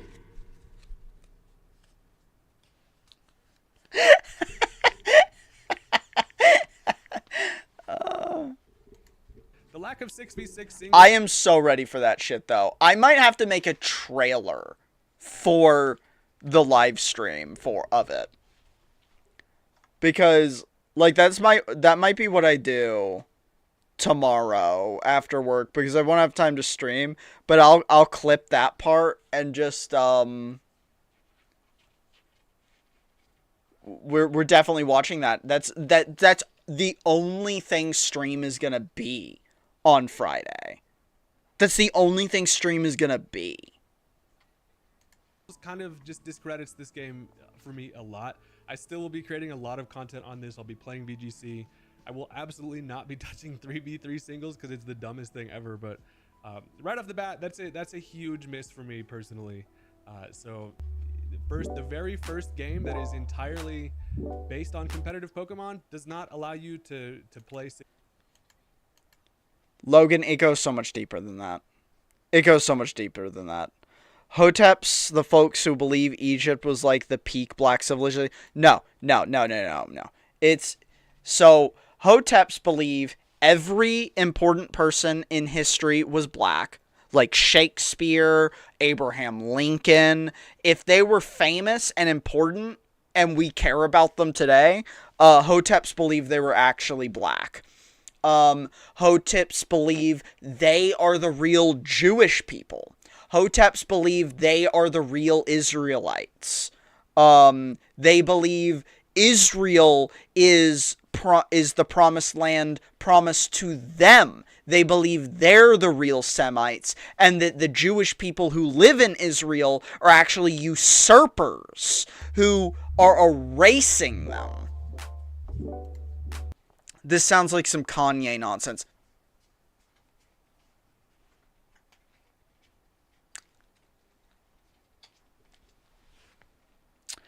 It's not some Kanye nonsense. They also believe that they talk about the Moors a lot. They believe like the Moors are an important like Hotep talking point. Like they basically believe like that they're also like these special god warriors, basically. There's a lot of weird melding of a lot of religious practices in the Hotep belief. There's a lot of crazy like Afrocentrism, and I don't mean like African centrism, like a centrist standing in the middle of a political divide, but I mean like Afrocentrism is putting like Africa as this unified identity that African identity is this unified identity that crosses because there's like 700-800 ethnicities in Africa or something, and a big belief in like Hotep stuff is basically erasing all of that individual ethnic identity for one central Afro identity that that has its origin in some weird kind of semi-anti-Semitic, because it's like anti-Semitic towards people that are actually like Jewish, but then it's also like it's halfway not anti-Semitic because they're the ones claiming they're the real Semites, and the real Jewish people. Not even Semites, because like Arab people are also technically Semites. But they're more like claiming they're the real Jewish people, and that they like it's kind of dirty and complicated. There is definitely racism involved. There's definitely a lot of like ethnic erasure that's involved, at least in ethnic cultural identity. And I can't it's not a serious movement, so I'm not gonna hate on it too hard, because I'm more like, if I was gonna be serious in a critique of Hotep stuff, I would say the most harmful things that like come out of Hotepery is basically there's like some misogyny that really spills out of the Hotep like subculture. That's pretty pervasive. There's definitely some like Jewish hate, but it's not, like, none of it is, like, to a serious level. I'd say the misogyny that comes out of, like, Hotep belief is way more serious than the actual Jewish hate that comes out of Hotep stuff. It's not like Hotep rallies or burning stars of David on white people's... Exactly. Like, there's not a serious hate movement that's actually being fueled around Hoteps. So I can't really... So, like, they have some gross rhetoric, but, like, Hoteps are not attacking Jewish people anywhere. So I can't take their, like...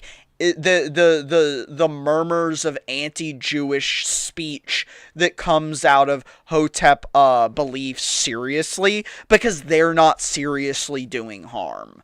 They're at worst saying problematic racist shit, while I can take the misogynistic things that Hoteps say more seriously, because there is a pretty heavy trend of Hoteps beating their wives.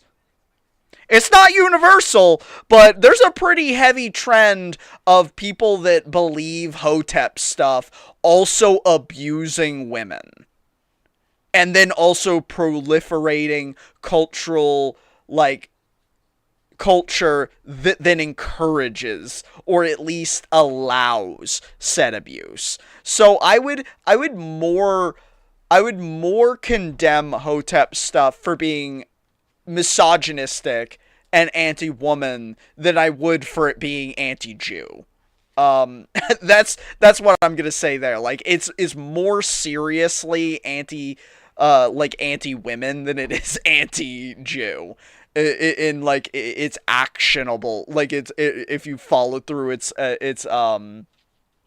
dogma with outcome action, or however you want to, like, fucking say that. So that's, like, the biggest thing I'm gonna, like, say negative is the most real harm Hotep stuff does is that it proliferates some misogyny in some pretty harmful ways. But again, it's a pretty small subculture. And on top of all that, I also understand the desire, and I'm not going to hate on it too much. I'm not going to understand the desire for the the African diaspora, the Black American diaspora, in which we brought black people from Africa to America, abused them for hundreds of years, and in doing so also erased their cultural identity. So there is a strong desire in a lot of groups of a Black American identity to reclaim some level of cultural identity that was erased. And most people are claiming that identity, forging a new identity. That identity is as a Black American, and it's a modern identity. But because that historic identity was erased, though, many people still want to delve in and reclaim a historic identity. And it's impossible, like actually impossible, for the majority of Black Americans to reclaim the specific African country, whether that be like Nigerian or like Botswanan or like Egyptian or any country in Africa. It's basically impossible for them to reclaim those individual African identities, so they have to reach and create an amalgamation of kinds of a central Afro identity. Which, no matter how you do it, whether you do it in a more, like, intellectual way, or if you do it in a more conspiratorial way, it's gonna get muddy and messy, and, like, it's not my place to judge that reclaiming of culture as a fucking, like, white guy who just has, like, no fucking connection at all for it. So that's why I can't judge too much, but if I was going to judge, I'd say it's probably, like, healthier to like not try to and embrace more a modern culture, because it's just so impossible. Wait, white people destroyed generations of colored people's culture? I never heard about any of this in school.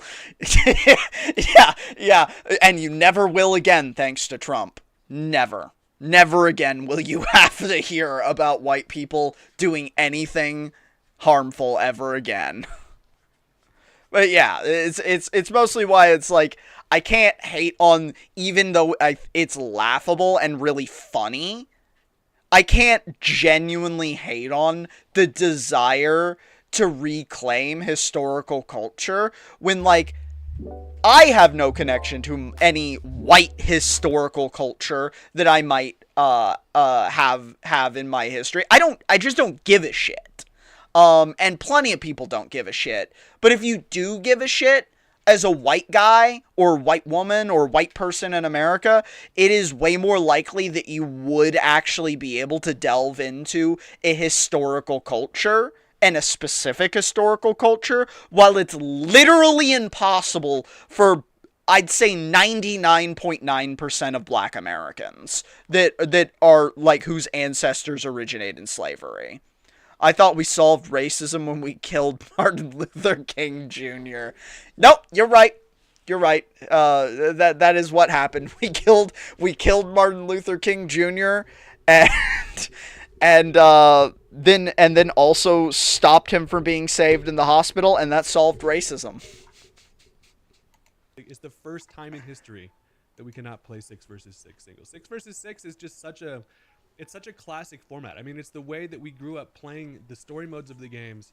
I mean, for them to not even allow that as a possibility is...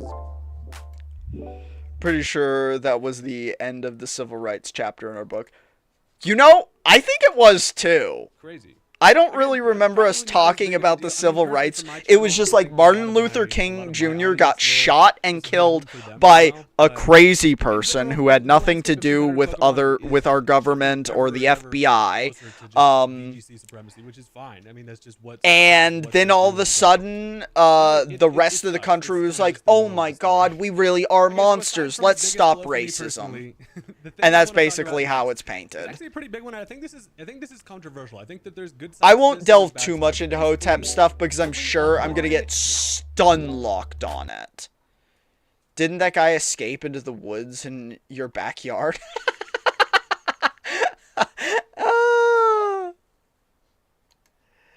Yeah, pretty much. 86 Pokemon are present currently in Pokemon Champions. That is an incredibly limited amount of Pokemon.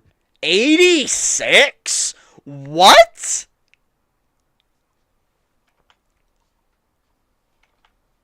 There's bad sides. Basically, only 186 Pokemon. Oh, 186. That's still really bad. Wait a minute. What?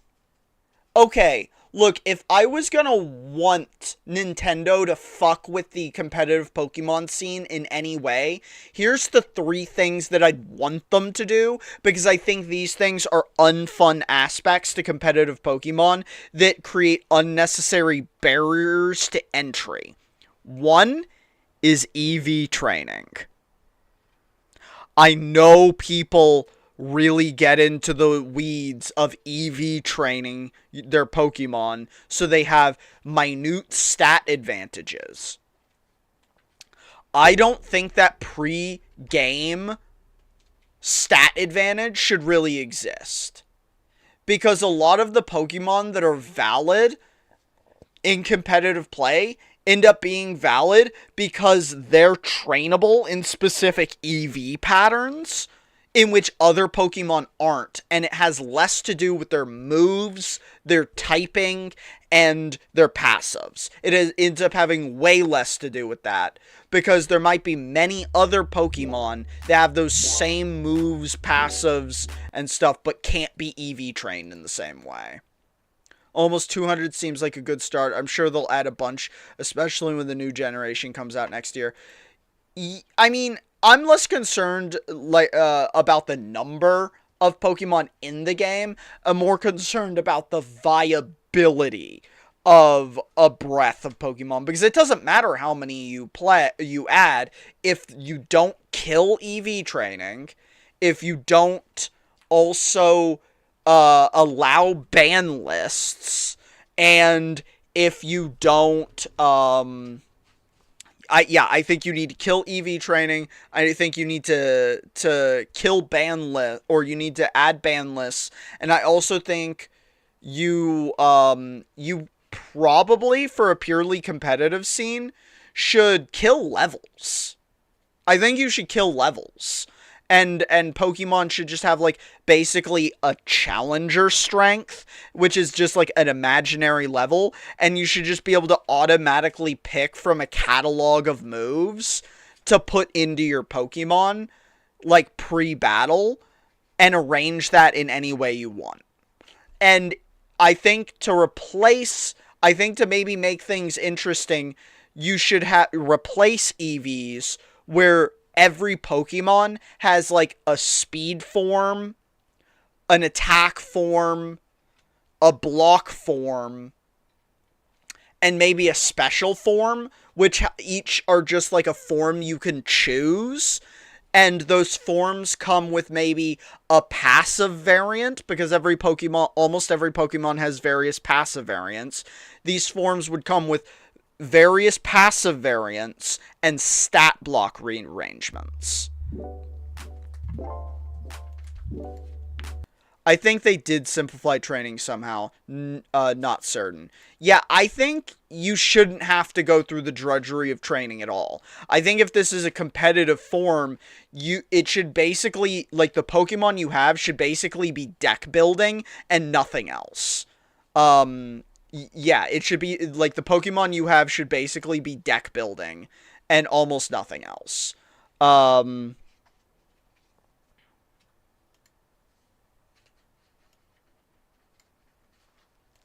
And like I was saying, you should basically be able to have a ban list.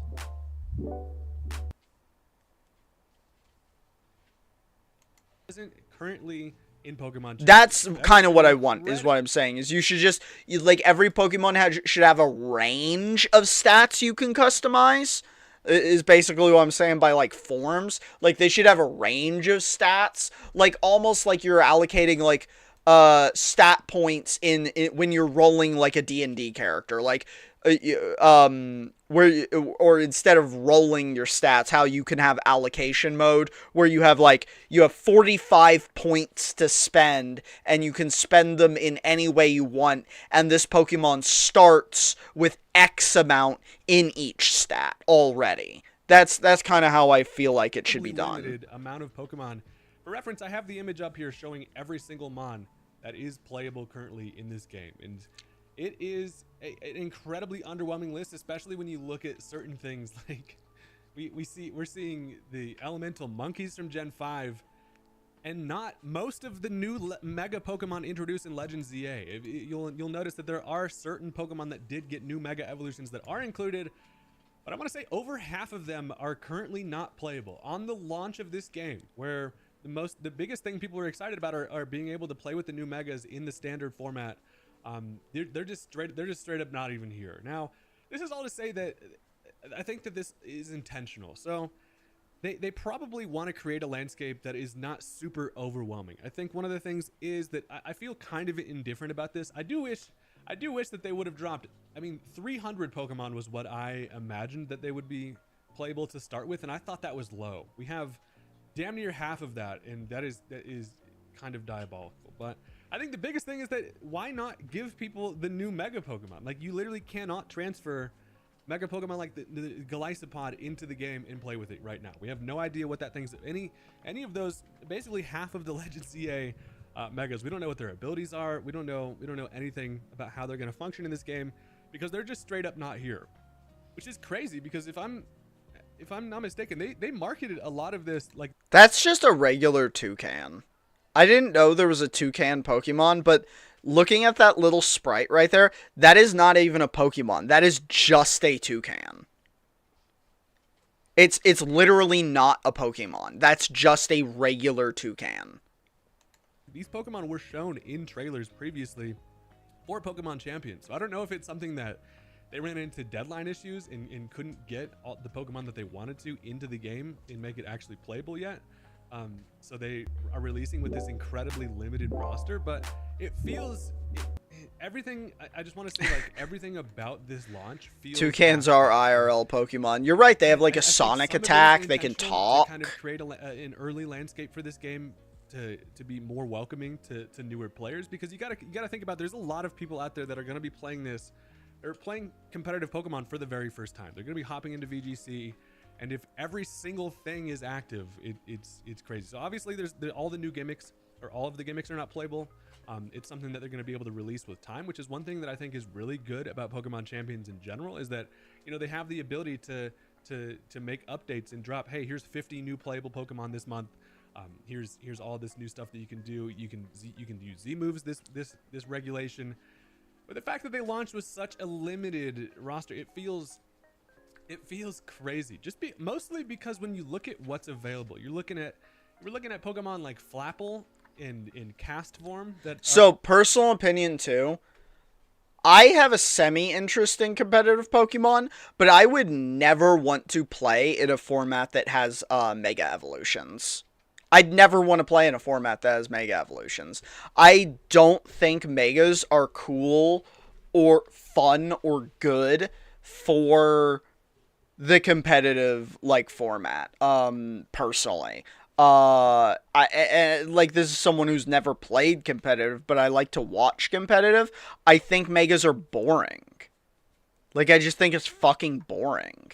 It kind of like bogs, it's another thing that like bogs down the intrigue of the game, because a lot of it can turn into just who loses their Mega, because Megas are so strong that, like, if one person loses their Mega and the other person doesn't, it could just be over off of one Pokemon instead of having like more comeback potential. Now, people still do come back from losing a Mega while their opponent doesn't, but it's just like it's another thing that I just don't really like. Here, while massive Pokemon in the meta like Metagross and things like that are just not even, you can't even use a lot of what people were prepping to be able to play with in this game. We just kind of assumed that at least the Legends EA Pokedex was going to be completely usable. That's entirely not the case. And there's a small handful of Pokemon that are actually feel like going to be usable in this, and that kind of creates some more issues in terms of an early meta for this that we're going to go into a little bit later.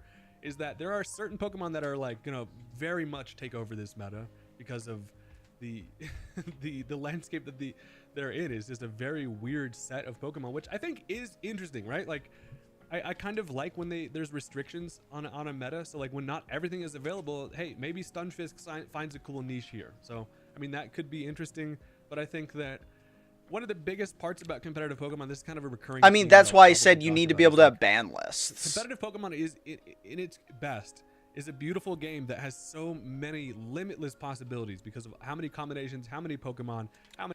Actually, here's the thing. If you have a competitive Pokemon only format, you should be able to allow players to create custom competition formats to this degree, because here is, in my mind, the perfect, and I mean the perfect, competitive Pokemon landscape.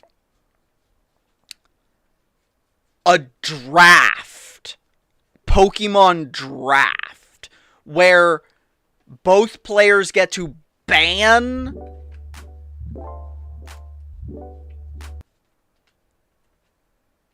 listen to a song to motivate yourself.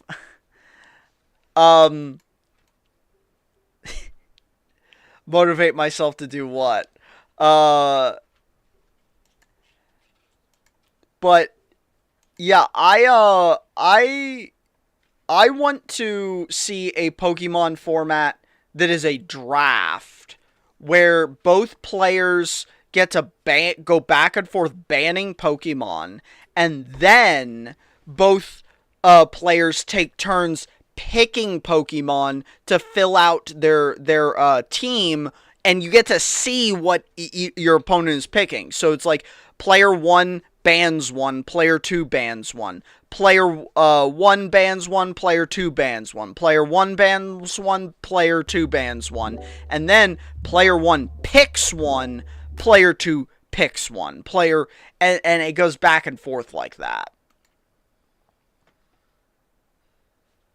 What song are you trying to link? I don't have links available. Say the name of the song and I'll just look it up.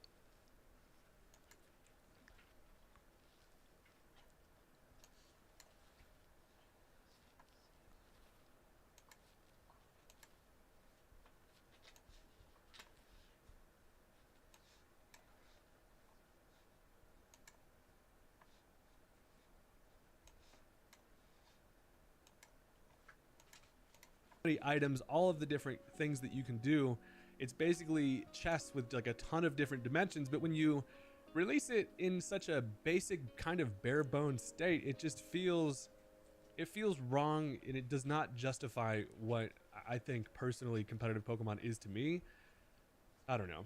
Hey, we've got Incineroar, there's no Indeedee, there's no Ursaluna, there's a lot of big Pokemon that are not available, so that does open the door for some creativity and team building kind of to shine through when it comes with access to little mons. But I just think in general, and I'm using this mostly as just kind of a place to just like randomly blurt out my thoughts, but I think it's just such a limited drop for the hype that this had behind it to give us 186 guys. For reference, Pokemon Stadium 2 for the N64 launched with more Pokemon than this.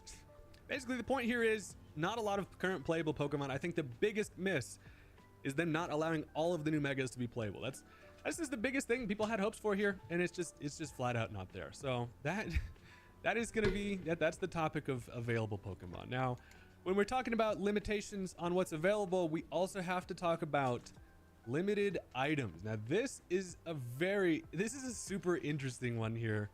And I think this is probably even bigger to me than the available Pokemon. So I don't know exactly what the thought process was here. However, not all held items are currently usable in this early format at launch with Pokemon Champions. Most important notes, there is no life orb.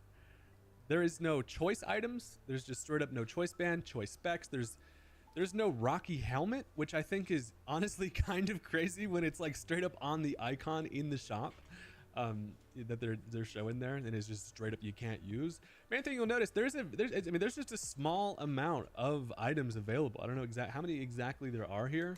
These are pretty ass items actually, too. Like Focus Sash is a good one. The Illuminati.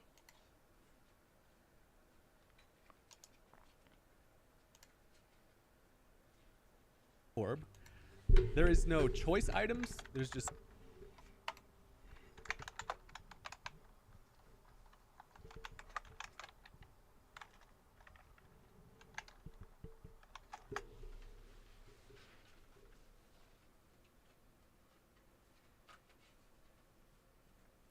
It's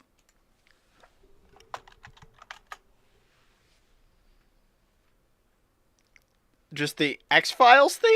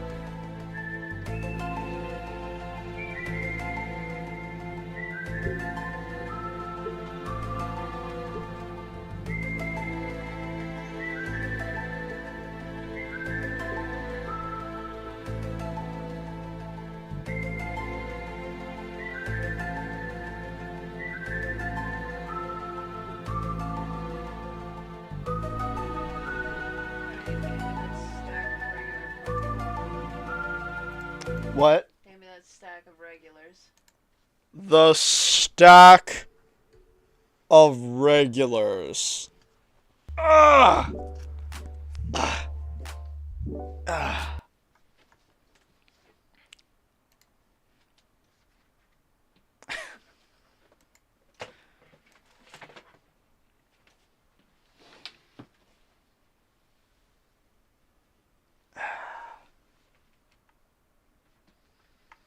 Failed to determine content classification.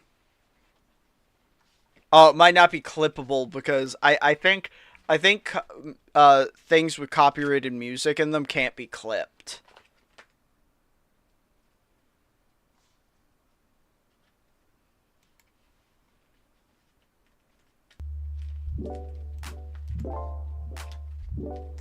Yeah.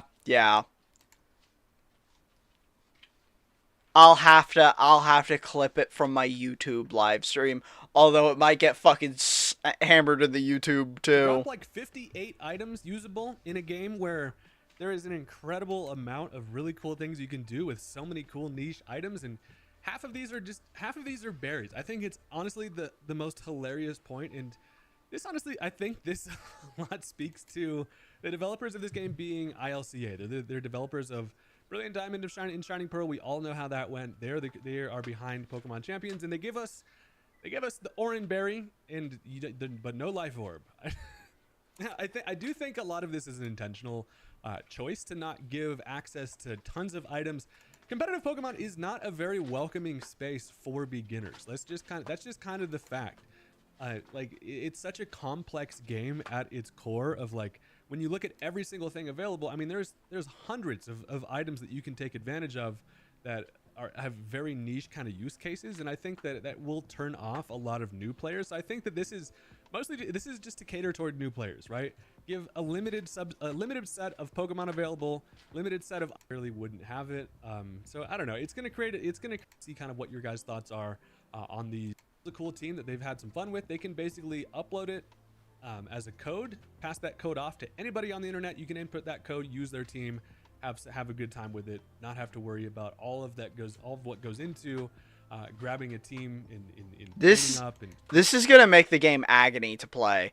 Look, as a competitive TCG player, I'll tell you the number one thing that competing at high levels of play becomes agony is websites like Mobilytics and like at basically every website that posts strategy guides for stuff, is because, for one, they're data farming the ladder. So, like, when I was like doing master tier or like every season for Legends of Runeterra, you can't keep a deck secret. Those websites exist for every single comp game forever. Yeah, and making it even easier to do that for, like, normies is just gonna make, like, low-level, like, low-ranked ladders hell. Like, you're not even gonna... You're gonna have to deal with, like, basically, like, S-tier builds in shit elo. And, of course, that would happen, but when you're actually good at games... or at least like a TCG. So I can't speak on this because I don't know how flexible countering is in Pokemon at a competitive level. But like, what would often happen when I was ranking the ladder for Legends of Runeterra is here's what I'd do. I'd go to, like, Mobilytics, I'd look at the most played, highest win rate deck, and then I'd just strategize how to beat just that deck. Because, let me tell you, 70% of my fucking games are gonna be that deck.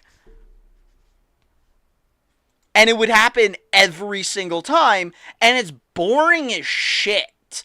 It's boring as shit, because the inherent truth of playing a competitive online ranked ladder is that you're going to have to play a high volume of games, not just a high quality of games. So, to even start playing high quality games, you're going to have to play hundreds of low quality games. Hundreds, if not thousands. I probably, each season that I placed High Master in Legends of Runeterra, I would probably play somewhere between 500 and 1,000 games. And a season happened like every 3 months. Or something like that. Like 3 or 4 months. We were having, I want to say, at least 3 seasons a year. Maybe 4 seasons a year. It's hard for me to remember. But that means I was playing like low-end 1,500 games per year. High-end like 4,000. And that's probably still low for the high end, because it could have been like, especially in a season, if like in a season I placed like top 100, holy shit, I maybe played 3,000 games in that one season.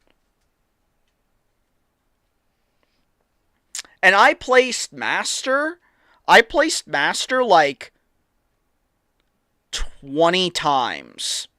I placed Master like 20 times. So I probably played 20k games at the bare minimum of Legends of Runeterra. And I'll tell you, each one of those seasons, 70% of my games would be 1 to 2 decks. It would be agony. And this got more true the longer I was playing. Like, when I first started playing, and people are less sure, like, you know, you might see 5 decks over and over. By a year into the game being out, you're going to see 3 decks over and over. 2 years into the game being out, you're going to see 2 decks over and over. And they're going to be new decks each season, because the meta changes as new cards are added. But it's like each season, it's like, oh, cool, I get to watch Ezreal Fizz Burn deck play me for the cajillionth time. I wonder how this is going to play out. And it gets so boring, because even with, like, variants in a card game, like, decks try to play in the same way. And, you know, Pokemon teams, to me, are going to play even in more similar ways than a deck with 40 cards is. So, like, I feel like being able to copy and paste exact team comps is going to be so fucking lame. It's going to be so fucking boring. It's going to be just so unbelievably boring to have everyone play the same 3 Pokemon with the same 4 moves. Doing all of that nonsense that comes with it. So rental teams are honestly a pretty big part of accessibility when it comes to competitive Pokemon. I will just kind of state it is harmful if people do it anyway. Is it harmful if people do it anyway? What do you mean, like,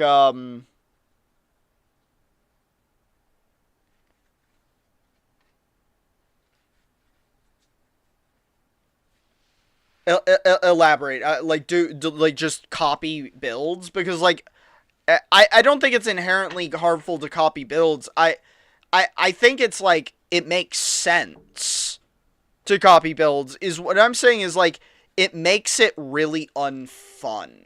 It's kind of a thing I don't even have a solution for, because, like, especially people that aren't going to, like, if people are going to all copy the same meta anyway, is it a bad thing to make it easier? No, it's not a bad thing to make it easier. And I'm not even saying that it's, like, necessarily I'm saying it's an unfortunate truth to like TCGs. And I'm saying, admittedly uneducated in the format, that as a high-level player, you can more easily counter this as someone like me and benefit from the majority of people doing this. Whereas, is that really possible with Pokemon?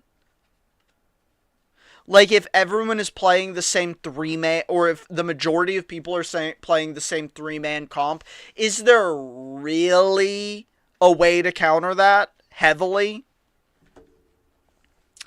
And if there is a way to play it, or to heavily counter it, because of the limited options, I feel like this might start turning the game into rock, paper, scissors. Like, I'm foreseeing, like, if this is a problem in the same way it is in TCGs where people can build around it, well, then it's just going to become an escalating rock, paper, scissors war because there's such a smaller scope of playable moves in Pokemon when your team is only 3 Pokemon, with each one of those Pokemon only having 4 moves. And yeah, they could have a lot of different moves, but if you build a team to counter the most popular team, then someone else builds a team to counter that. Like, you're going to start having a problem where there's, like, maybe, yeah, you might have a variety of team comps on ladder, but if you're queuing into team comps blind for a competitive ladder, right, like you are for a competitive CCG, where you queue in blind, and then you fight someone, you might just want to, like, you might just be in a situation where you might as well concede right away. Like, you might as well just give up, like, surrender, because when you see certain team comps, because you know you're just not going to beat them. Whereas, like, in a CCG, even if a deck has an edge, like you built a deck to counter another deck, it doesn't mean you're gonna win. You might have an edge, but you're not gonna win. But in Pokemon, like, having an advantage is fucking insane in Pokemon. Like, it's insane. So, I just have a question. We're gonna have to see how this plays out. But I'm just foreseeing, like, this being nightmarish to the actual experience of playing games on a ranked ladder. Like, this is a different story for tournaments. And I have competed also in tournaments for like, TCGs. And they're entirely different than a ranked ladder. When you're talking about the experience of playing on a ranked ladder and the experience of playing in a tournament, they are night and day. They are night and day. But from what I have seen of tournaments for Pokemon, they are not different than how you would expect a ranked ladder game to go. Because you don't know the Pokemon you're playing into. You don't know the team comp you're playing into. You don't know their move list. So, if the ranked ladder is like that, which I expect it to be, and they don't have a different format, how I was saying, like a draft mode or a ban phase, and then a draft mode, what are you gonna do? Because, like, how is this gonna look? I feel like it's gonna be disastrous competitively. Because, like, when I played in tournaments for Legends of Runeterra, tournaments would comprise of you selecting, for some of them it was 3 decks, for some of them it was 5 decks. It kind of depended how many it was a best of. You would have like 3 or 5 decks, and then both players would get to ban one of your opponent's decks. And then you would both select a deck to play. Now, it would be blind which deck was selected to play out of the remaining ones. But, actually, maybe now that I'm thinking about it, maybe it was always 5 decks. I think it was always 5 decks. You'd both get to ban a deck that your opponent had in selection. And then you would both pick a deck and randomly queue into each other. So you wouldn't know which deck you were initially going, but you'd have an idea because both players would have 4 decks. You'd both queue into each other with selected deck. And then the player that won wouldn't get to switch out their deck. They'd have to stay fighting the deck they just won with. And you, as the person who lost, your lost deck is eliminated. You now only have 3 decks left.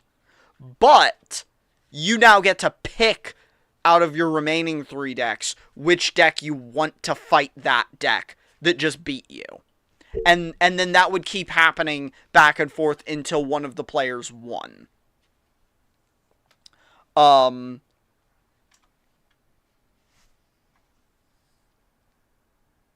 yeah, that's normally how a lot of the competitive how a lot of it would happen. Sometimes there wouldn't be a ban. I think for the 3 decks there wasn't a ban, and it would just be you both pick, and then like yeah, you lose, and then the person has to keep playing the deck that they won with, and then if they lost, you'd have to keep playing the deck you won with, and then they'd pick one of the 2, and it would go back and forth until someone has no more decks left. So, like, you could get down to your final deck while the other person still has all 3 of their decks and sweep. Because you'd win once there were no more decks. And that's, like, a huge difference for, 1, how you build your decks, 2, how you strategize overall. Because, like, a burn deck might be really, really advantageous to play on ladder. Because even if you only are winning 50% of your games, those games might be way faster, and you know you're going to have to play, like, 500 games, so fuck it, I want to play the deck that can win a game in 3 minutes, instead of the deck that wins the game in 15 minutes. Because it doesn't matter if I win 70% of my games in 15 minutes. If I can win 50% of my games in 3 minutes, I'm still getting more wins overall. Replica teams now, and you can only replicate a team if you already have those Pokemon and the items. So essentially the way it works is someone builds a team that you think is cool. You can use that team only if you have those Pokemon and those items already. So basically, you'll be able to kind of inherit their moves in EVs and in nature. So you'll get the kind of all of the attributes that their Pokemon have, but you already have to have those Pokemon in order to do so, which I think is kind of Wait, crazy. do you not just have all the Pokemon? Yeah, I mean, that would defeat the entire point of like grinding and getting the currency of the trading mechanic. A lot of this just feels pretty gacha, unless you very, very strange. So I think that segues into the next topic I want to talk about a little bit here, is kind of just paywalled content in general. So look, we talk a little bit about, you know, if someone think about this process. Someone posts a Mega Floette team, which is absolutely going to be one of the strongest in the meta by far. I mean, Mega Floette, this is honestly something that could be its own topic in general. Mega Floette is playable in this game, and not only is it only accessible via transfer from Legends ZA, so if you just did not complete, like not only buy Legends ZA, complete the game, get the Mega Floette, and transfer it over, you just can't use it. But also, if you want to use a rental team, like if you were looking at a replica team, you just can't, you just straight up cannot use that replica team. But the biggest point that I'm making here is Pokemon like Mega Floette that are only accessible via that paywall this thing is so incredibly strong. It is meta defining already. The game has been out for 1 day. $50 a year. Mind you, Mega Floette is so incredibly strong that it is especially just in the landscape of Pokemon that it's existing with. I mean, it's not even in the same league. So it's like, it's one of these things where that feels very pay to win. Where if you don't have a Mega Floette, you kind of just are shit out of luck in terms of not being able to use just the strongest thing possible. I mean, it makes games way easier having this Mega Floette, and that's a massive paywall that you just cannot have if you just don't already have the Floette. So, you know, that is kind of diabolical. But then in general, the paywall content is weird. I think, Like, I don't know what these mean, but having to pay to have box spaces sounds insane. this is something that's going to I'm going to get more used to in time. But first of all, I'm just confused on the different subscriptions in the paid kind of services here. So you have a couple different things that you can do in terms of you can buy the starter pack, which gives you some items and some increased box storage, and then there's a battle pass, and then there's a monthly subscription. With the membership comes 1,000 box spaces, which is sick. But then you're paying $4.99 a month, forever, which is crazy. You know, you get a lot that comes with this membership and stuff. But it just feels like very much this is a freemium. This is now competitive Pokemon is just it's a mobile freemium game. So, you know, you have to purchase the battle pass for each season. This is extra insane to me because, let's be real, if you can't have competitive landscape games that are pay to win. No one will take them seriously, and no one that is good at games, which is what makes the competitive space. The games have to be good enough to attract players that are good.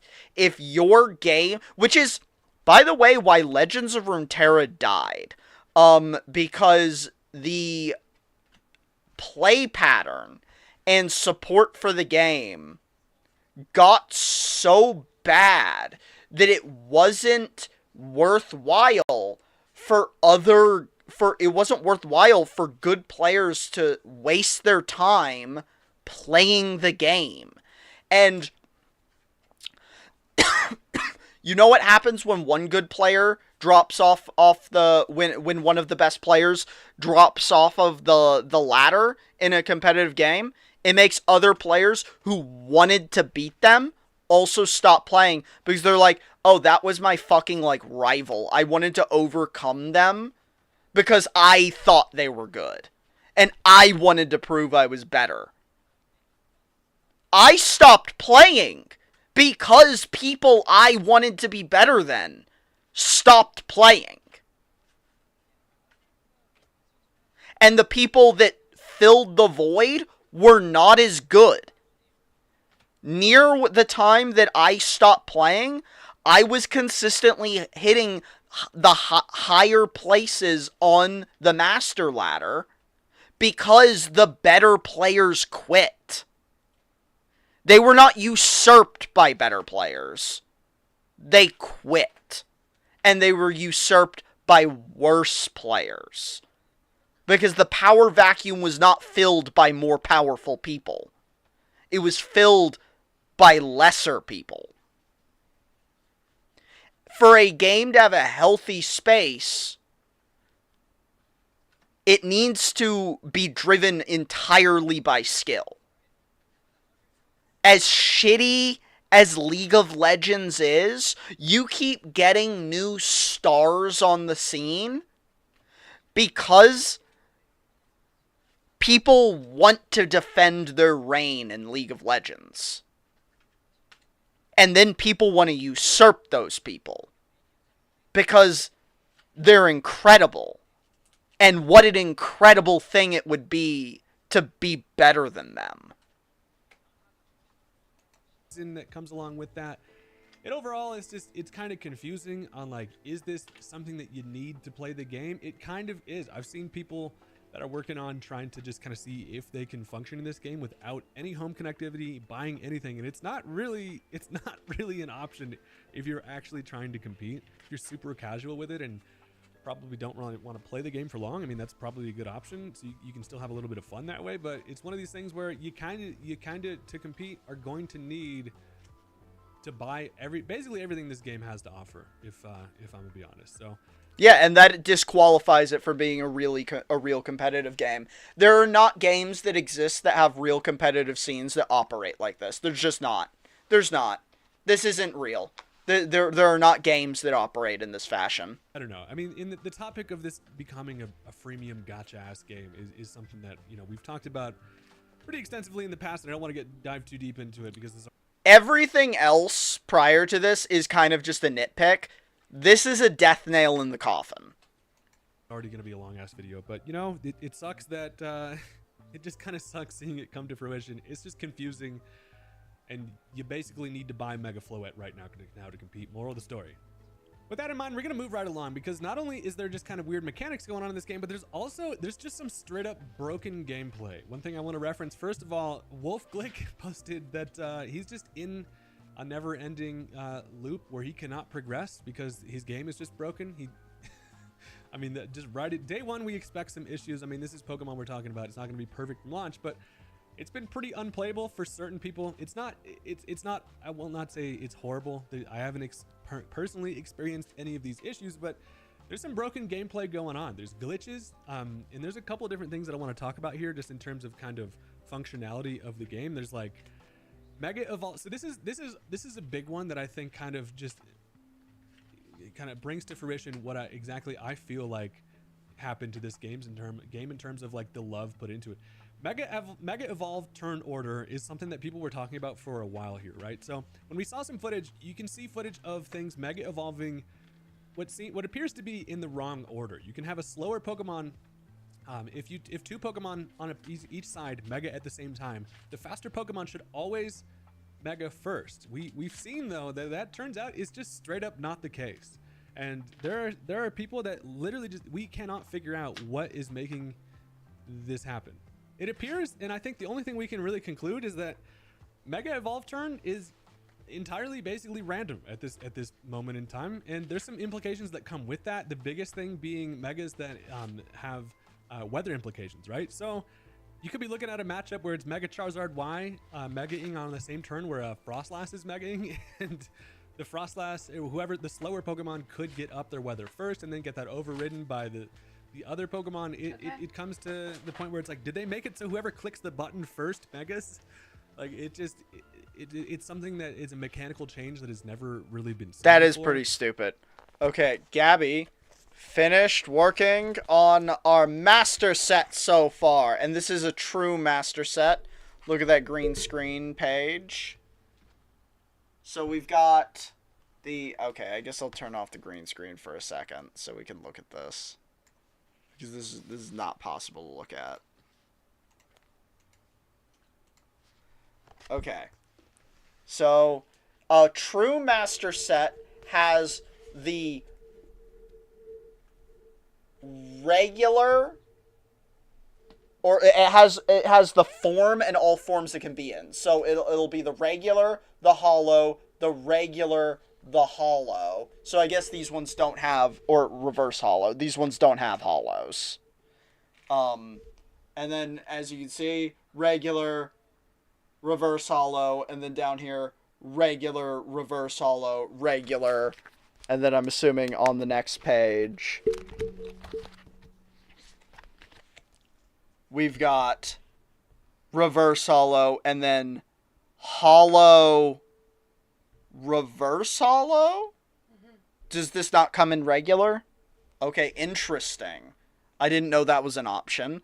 And then regular, reverse hollow, regular, we don't have the reverse hollow, regular, reverse hollow, regular, reverse hollow. Are there any that have all three in this set? This set doesn't have all three. Other sets have all three, but this one doesn't. That makes it much easier to master set then. And they're also ordered by number. Wow, okay, so this one is actually going to be comparatively very easy to master set. Because, like, Prismatic is hell to master set. Because there's 4 versions of some cards, and some cards have all 4 versions.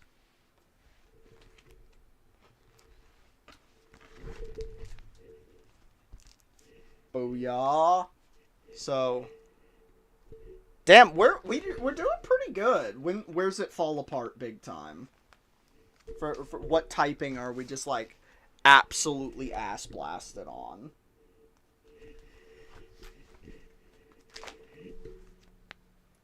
Okay, we're really not.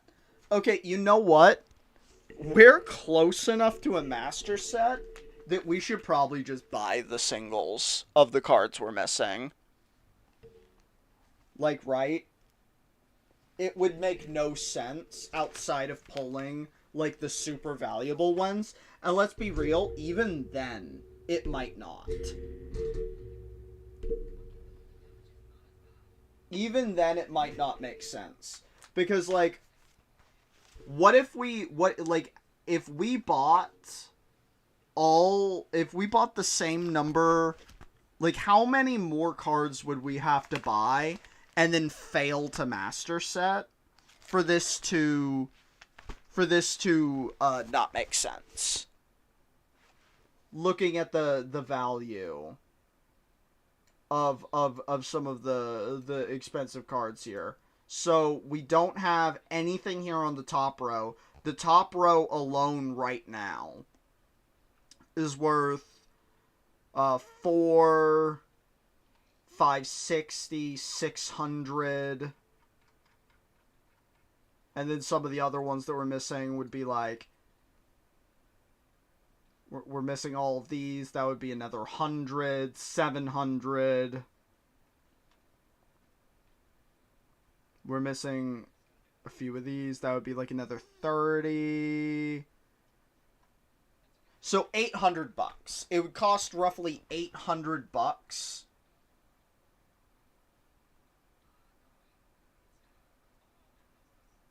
Wow.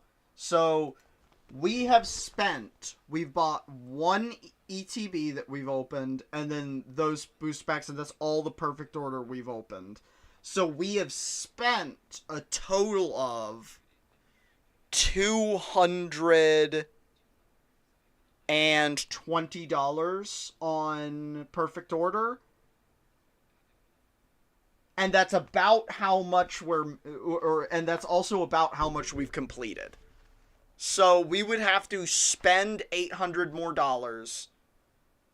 to buy all of the singles, or we would have to spend $800 on booster packs, which at MSRP.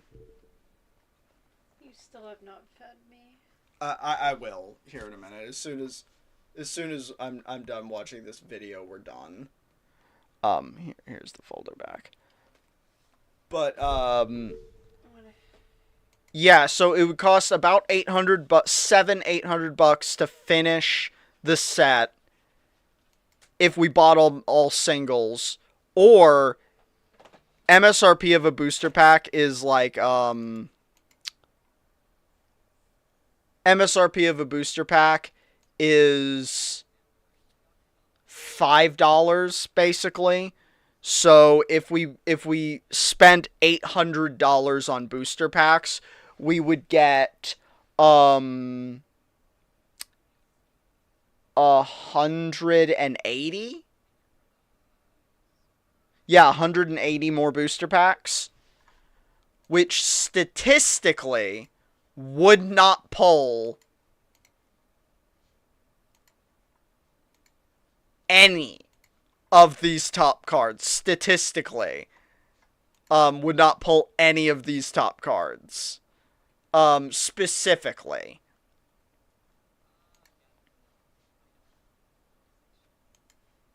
But that's for specifics. So, like, I think it's like 1 in 45. So, unspecifically, we would statistically pull like 5.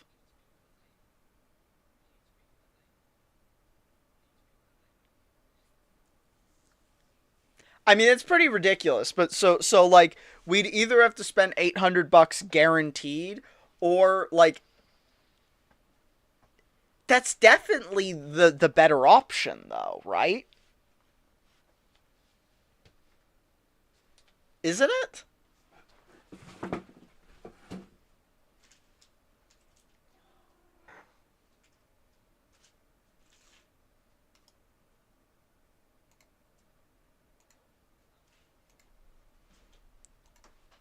And while it does have just pretty niche kind of situations where this really matters. Knock it down, Gabby. That's what Logan said.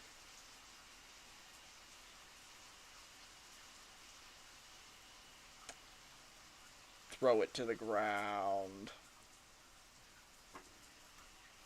It's very it's very strange that like a game just entirely dedicated. They had to focus on nothing other than battle mechanics for this game in making it look cool, and it appears that like there's situations where they didn't even consider. So mega turns should be something that's just based off of speed tiers, but it appears that it's not, which is very, very interesting. There's also some aside from just broken gameplay, there's some new kind of changes with how things work that I think are really interesting in terms of like they just randomly switch stuff up for seemingly no reason. If you encore a Pokemon into a move after it chooses a different move, it now randomly selects the target, which is very strange. This tweet also mentions that if you encore into an electric move, that is not redirected into Lightning Rod if it picks the partner slot. So very, very weird that like now encore just works differently. I don't know if these are intentional changes or just kind of oversights. There's also changes to before in the past, if you clicked fake out after the first turn, it would just fail. Like it would still use the turn. But now it blocks it in the same way that a choice, like selecting a different move when you're already choiced into something, fails. So it does have some minor implications in very high level competitive play, whereas if you're trying to fail a sucker punch or something, you can no longer click a fake out. It's just kind of weird. We're probably going to see a lot more changes on how things work like this, but I thought it was kind of worth mentioning. To round out the glitch section, we have a video of a dude activating a Focus Sash on an opposing Pokemon, and then it also activates its own Focus Sash. I don't think that this Dragapult actually had a Focus Sash. I think that's just a weird way that it's displayed. Like it, for some reason wants to show it on the Dragapult as well. But very, they released the game in a state that does not feel like this is ready. It looks so Another bad. thing I just kind of wanted to briefly talk about is just kind of graphics in general. And yeah, it's not to say that this is a horrible looking game. No, it's pretty bad looking. It's something that I think that we came. No, it's horrible looking. You could be harsh. This game looks like, I'm gonna say it, this game looks 20 years old. I played games on the original Xbox that looked better than this. To expect a little bit more for a game that, so Scarlet and Violet, you can maybe give it a little bit of a pass in that the battles look ugly because hey, they also had to generate an entire world and put a lot of manpower into also creating the whole world around it. This game is only featuring competitive mods. I mean, there's nothing else they have to focus on other than mechanics and making the graphics look cool and animations. But I mean, and I'm gonna reference this clip. Maybe not OG Xbox, but definitely 360, which is 20 years old now. I don't know. I think this looks like on par with games that would have been on the Xbox. Early on, you go right into a tutorial. One of the first things that they introduce to the player is this Meganium matchup where, first of all, it just looks underwhelming just in terms of like everything going on here, but also as you use Bullet Seed, the animation is just so hilariously underwhelming. Okay, but I could pull up a mobile game now that looks better than this. Like, I'm sorry, have you seen League of Legends mobile game? Like, have you seen, like, the League of Legends version I mean, and I'm gonna reference this clip early on. I'm just gonna say, like, if your game. Consorte, hear my name and know my strength.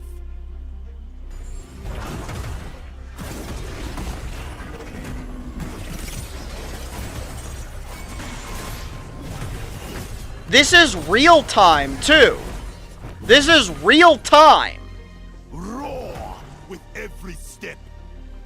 This is a mobile game you play on your phone. It's a game that you can only play on your phone.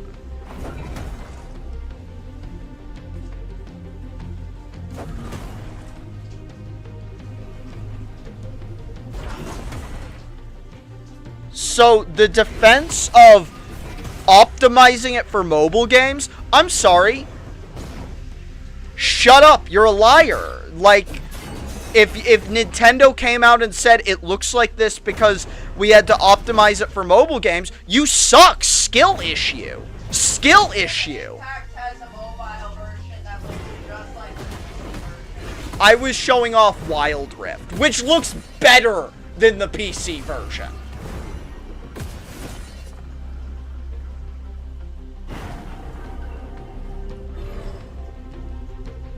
Like, seriously, if your game looks like shit because it's optimized for mobile, skill issue.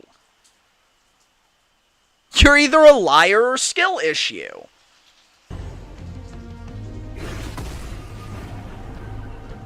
And again, Pokemon is a turn-based game. Turn-based games get to look better. You know how I know? But one of those mobile devices is the Switch, one which is basically a tablet from 2015. Is the Switch that bad? I don't know anything about the Switch, really. Is the Switch really so ass? Like, why does anyone, like, the Switch is expensive, too. How does it get away with this?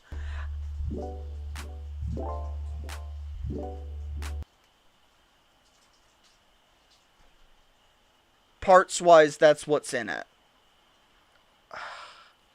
I mean, I believe you, but it's just like, how is the Switch getting away with it? How does the Switch get away with being so ass? It boggles my mind. Because, like, a turn-based game should look better than real-time games of the era. Because power doesn't equal good games.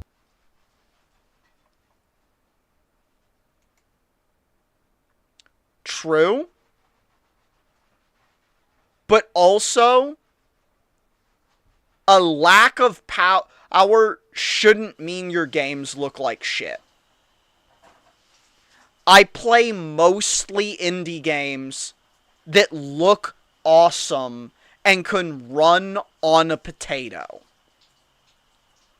This is a symbol of a lack of caring. That's what I'm getting at. Is like, you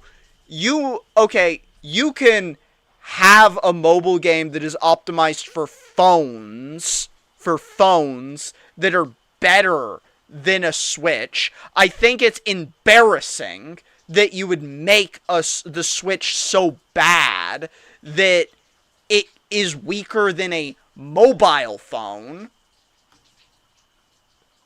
By the way, Wild Rift runs on my phone, and my phone is 8 years old at this point.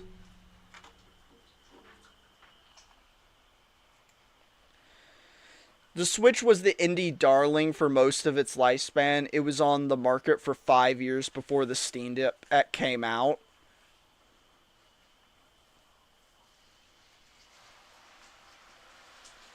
I mean, but I don't even really know if I believe that, because the number of indie games that ported over to the Switch, like, it was kind of only the indie games that got big. No, it was only the indie games that got big. So it was like an indie game had to blow up on Steam for it to even possibly get a Switch port. So it's like Switch got a bunch of ports of older indie games that had already blown up a while ago. So I don't even know if that, like, gets to give it credit for being an indie darling. Like... That, like, I think it's... They've had so much time to make a multi-hit move like this look cool, and they just did... They're like, they just gave us nothing with that. And, again, I mean, the graphics don't look that bad, but what I can say is, just from a few hours of playing this already, I think that the best way that I can kind of put my thoughts out there is that this feels more like a mobile game on the Switch rather than a Switch game that can also be played on mobile. It feels like this... I don't even agree, because most mobile games I've ever played look better than this. I can't think of a mobile game that I've played that doesn't look better than this. This is an iPhone game that I'm just kind of emulating onto my Switch, and it does not necessarily feel like a premium Switch 2 game that then will be dumbed down later for smartphones. If that makes any sense. It leaves a bit to be desired. And again, the graphics, they're not a huge part of competitive Pokemon, truly. I mean, the mechanics are kind of really the biggest thing we need to worry about, but when it's a game that you can put all of your manpower into, just there's nothing else. Also, if we were gonna really talk about, again, optimization, then this would be a pixel sprite game. Because whatever size or whatever data, like, size this game is, whatever storage costs this game has, whatever RAM consumption and GPU consumption this RAM has, it's immediately... I also wager Wild Rift had 10x the budget of this game. Probably, but let's see.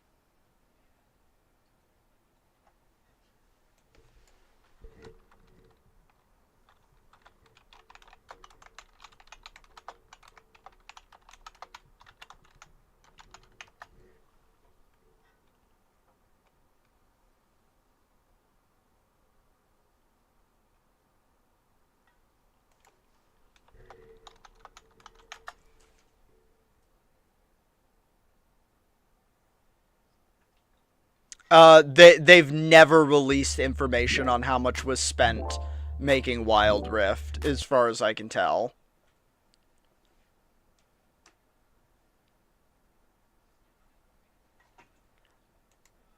I mean, yeah, it never has. What, Gabby? How far are you into that video? Not very far, but you also still have an hour. An hour? Yes. My urge to order Taco Bell grows. Just eat a peanut butter sandwich or something while you wait for me. You do not have the total inability to not feed yourself. Or you have leftover food from like a day ago in the fridge. You have leftover food from dinner yesterday in... You have, I think, something else. Like, you never finish anything. I'm just saying, it's true. You have never, ever finished anything once, so...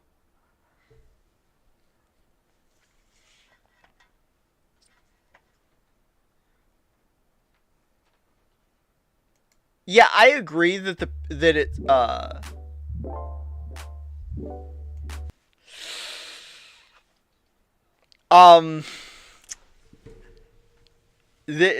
yeah, pixel art would look better, but, like, what I'm saying is, it would be, I think, not even kind of outlandish to say that this game could look good in 3D, and it wouldn't even have required a large budget.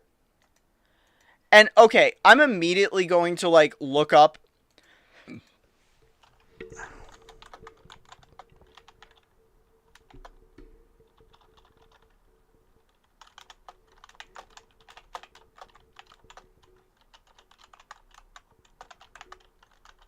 Let's try and find out what how much they spent on Pokemon Champions.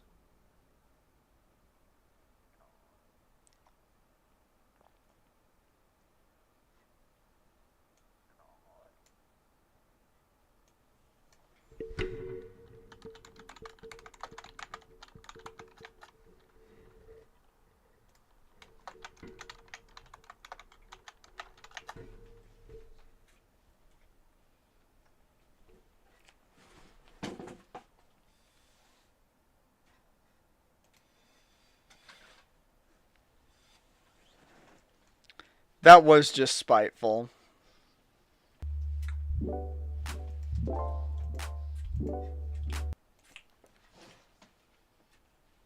Would also have to get approval from Game Freak and Nintendo, which I'd bet would shoot down any major graphic changes from what mainline games have been doing. So it's like, they don't want this game to make other games look even worse than they already do. So all the games just have to look like shit forever. Like, I'm sure you're right. But, like, I don't know. Pokemon fans, for real, as a Pokemon fan, stop playing the games. Or at least stop playing the new games. Demand something better. I can't believe y'all haven't already. I don't play new Pokemon games because they're fucking bad.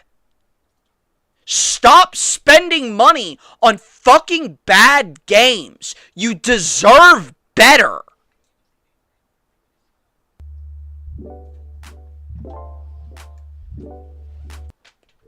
When those games are being made from third parties, yeah, lol. They don't want to be outshined by B teams. I mean, it makes sense. Bethesda basically never recovered from fucking Fallout New Vegas. And, like, fucking Todd is, to this day, mad about it. That, like, no one likes the mainline Fallout games as much as one of their fucking subsidiaries.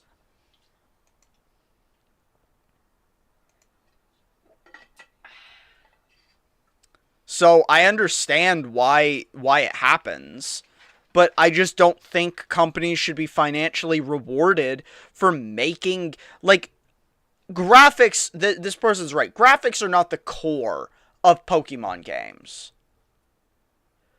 But there's a floor to acceptability versus success. Especially when there is no graphical style to a game. I will defend a game looking bad, like Slay the Spire, because that was a game made by a dude, and the game is so fun, and there is, even with the low skill quality of the art, still a charm and style to it. There is no charm or style to Pokemon anymore. It is lifeless, hollow, depressing, bare minimum 3D models. They could also make bad video games until the end of time and they'd still print money from licensing and merch. Yeah, that's why I'm saying, don't buy these games. At this point, Pokemon is the same as FIFA. It's the same as the FIFA games. It's the same as the Madden games. These games are garbage. They look like shit. They play like shit. They are shit. And people still buy and play them for some reason. Fucking Pokemon in this day and age is just FIFA and Madden for nerds.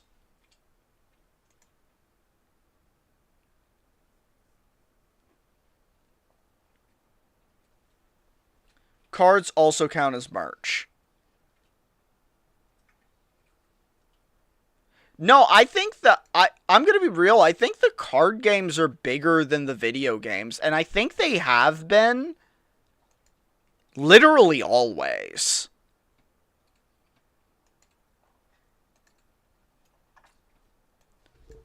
I could be wrong, but I bet I can find...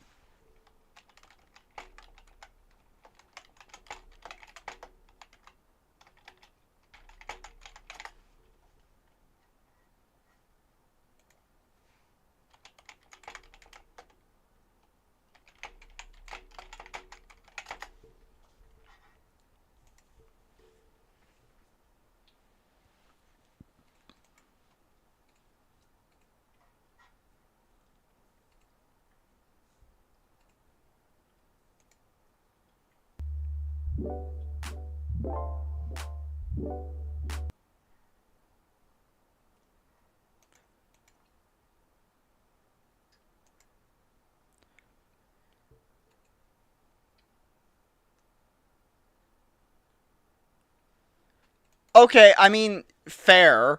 Yeah,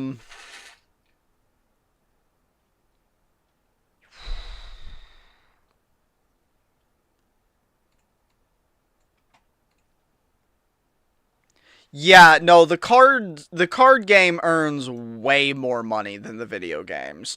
The card games earn way more money than the video games.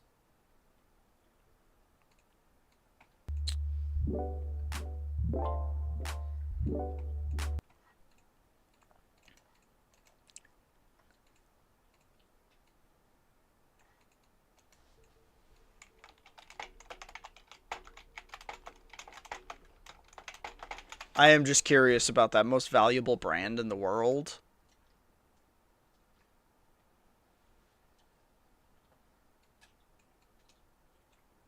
No, it's Apple apparently, and it's not even close. Apple is the most valuable brand in the world.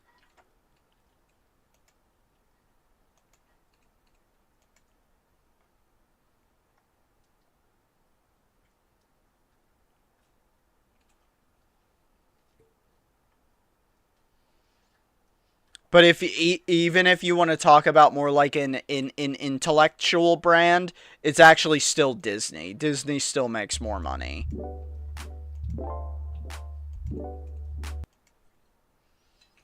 Franchise.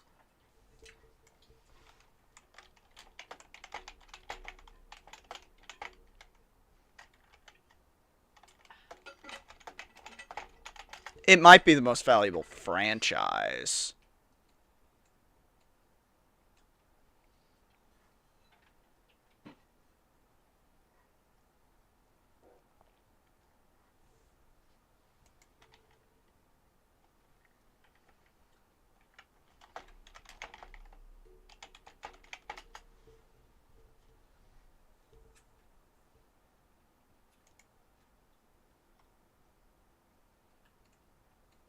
Okay, it is the most valuable franchise, like individual franchise, but to give you a comparison of how Disney is overall like still bigger, just Mickey Mouse and Friends is worth 60 billion as a franchise, while all of Pokemon is only worth about 115 billion as a franchise.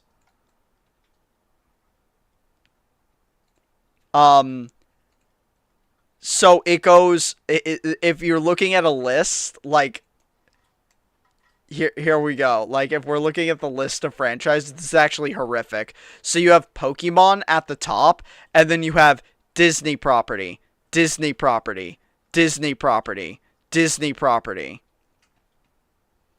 I don't know what this is.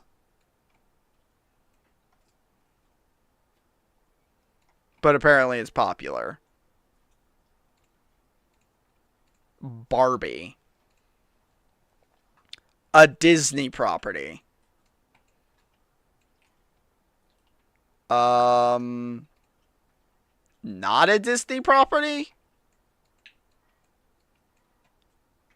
Call of Duty is on here. Fucking just Batman generically.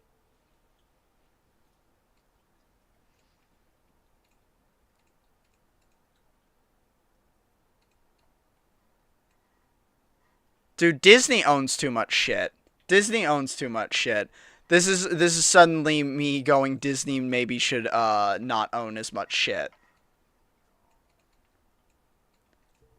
Like 1/3 of all of the top franchises list is all just Disney.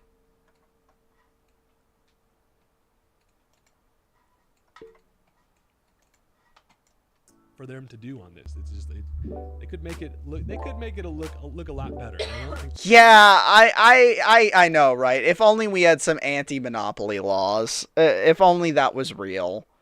But like, what even is a monopoly? Are those real? Like, how do you even prove if they're real? I feel like they might be made up. that's unfair to say. And again, one of the cool things about Champions is that it's going to be an ever-changing kind of landscape that they can introduce updates. They can make things look different. But I think that, I mean, at least that there's the possibility that, you know, graphical updates come in time, which I think is it's cool that we now have the ability to have a game that can just be completely you know, receive updates, which I think is good. Now, I want to also bring up the topic of this is a really weird one. The game is always online required. There is no local wireless, meaning you cannot play this game unless you are just straight up connected to Wi-Fi, which feels. I, for one, welcome us back into the robber baron age of late-stage capitalism. Right? The robber barons were awesome. Right? Like, they built us libraries and colleges that are still around today. Now, robber barons, all they do is buy Twitter and turn it into a website that you can't Google without accidentally pulling up porn pages. In grab teams and stuff. Like, imagine you're on a flight and you have your Switch and you want to try to build some teams. You can't do it. And also, it's where all the Nazis are now. Very, very weird choice there. So if you're still with me, first of all, I appreciate you. But we're going to basically just a few more things to talk about. Now, the last kind of big thing that makes me angry about this game is there is no single player content at all. Not even a little bit. The only thing you can do, build a team, play online against people. There is no single player, which I think would be absolutely massive for a game like this. Not only could they make it so that new players can play against people who aren't, you know, creating a stressful environment where you're up against a crazy. Okay, no, that's absolutely, that's not what the game is. You can't criticize it for that. I won't hear that criticism. That's silly. I'd say the biggest thing from watching that I think is ridiculous is, one, the monetization I think will actually kill this game. Because a competitive ladder cannot exist in a game in which whales have an advantage. That a real competitive environment cannot exist. And if your game only exists to foster a competitive environment, then it's dead. It's dead on arrival. It's dead on arrival. You created a game that cannot function in its own goal. So, I think that Pokemon game is dead on. It's dead on arrival. It's DOA. That game is DOA. There's just no way. There's just no way. Which is sad, because I want a functioning TCG game so fucking bad, and I think genuinely, the only TCG game that that like exists right now that's even playable, or like has a real competitive environment, is probably like Marvel Snap. And even this game is full of problems, but at least it's playable. Like, at least it has a somewhat playable ranked experience, and the metas can be actually kind of healthy because you, like, I keep stopping and starting this game, and I still have huge success ranking up not having newer cards. I still think the monetization scheme of this game is a little too bad, but most of the monetization in this game is focused around skins for your cards and not actually unlocking the cards. The unlocking the cards part is pretty fine. It's not the best. Legends of Runeterra was actually probably the best I ever experienced with unlocking cards and not having to spend money. But Marvel Snap is still within a range that, like, given the landscape, is fine. The most recent game that's in that like vein that I was excited about and kept playing, that I've fallen off from playing because I kind of think they're kind of ruining it, is the Bazaar.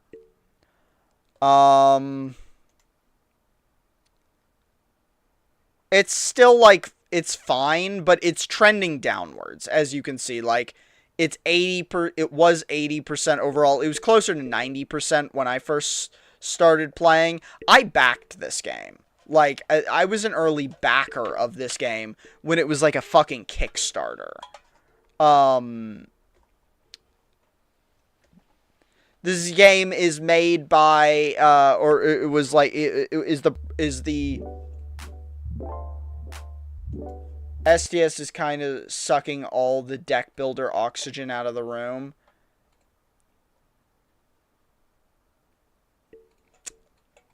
Yeah, but it's a different kind of deck builder.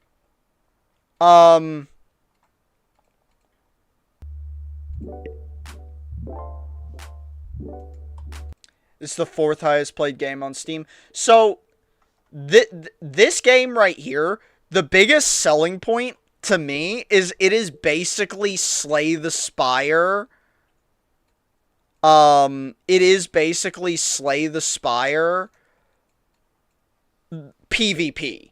Like, it's as close to that as you could get.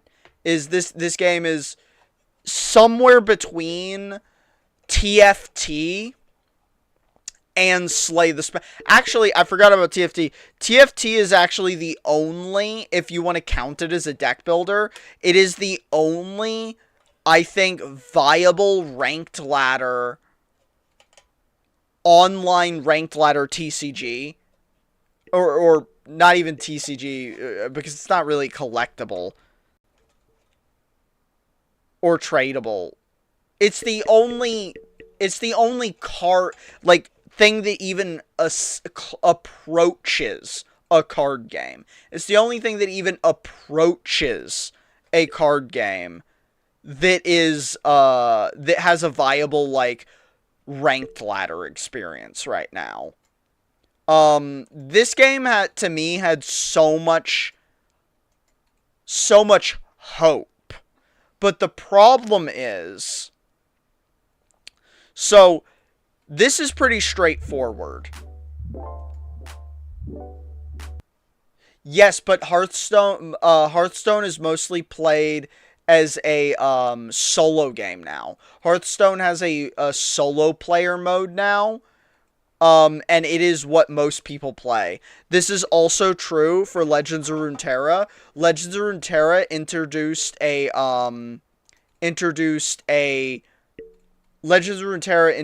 a solo player mode, and it's what most people play now. So Hearthstone and Legends of Runeterra both Legends of Runeterra did this because of Hearthstone's version was getting so popular, but also because it got popular in Hearthstone. Most of Hearthstone's updates go towards updating its solo player mode. Its PvP content is sidelined, and the same thing happened with Legends of Runeterra. Legends of Runeterra sidelined its PvP content to support its PvE content, which was a solo player mode, and then it died because there's no way to monetize the fucking solo player content.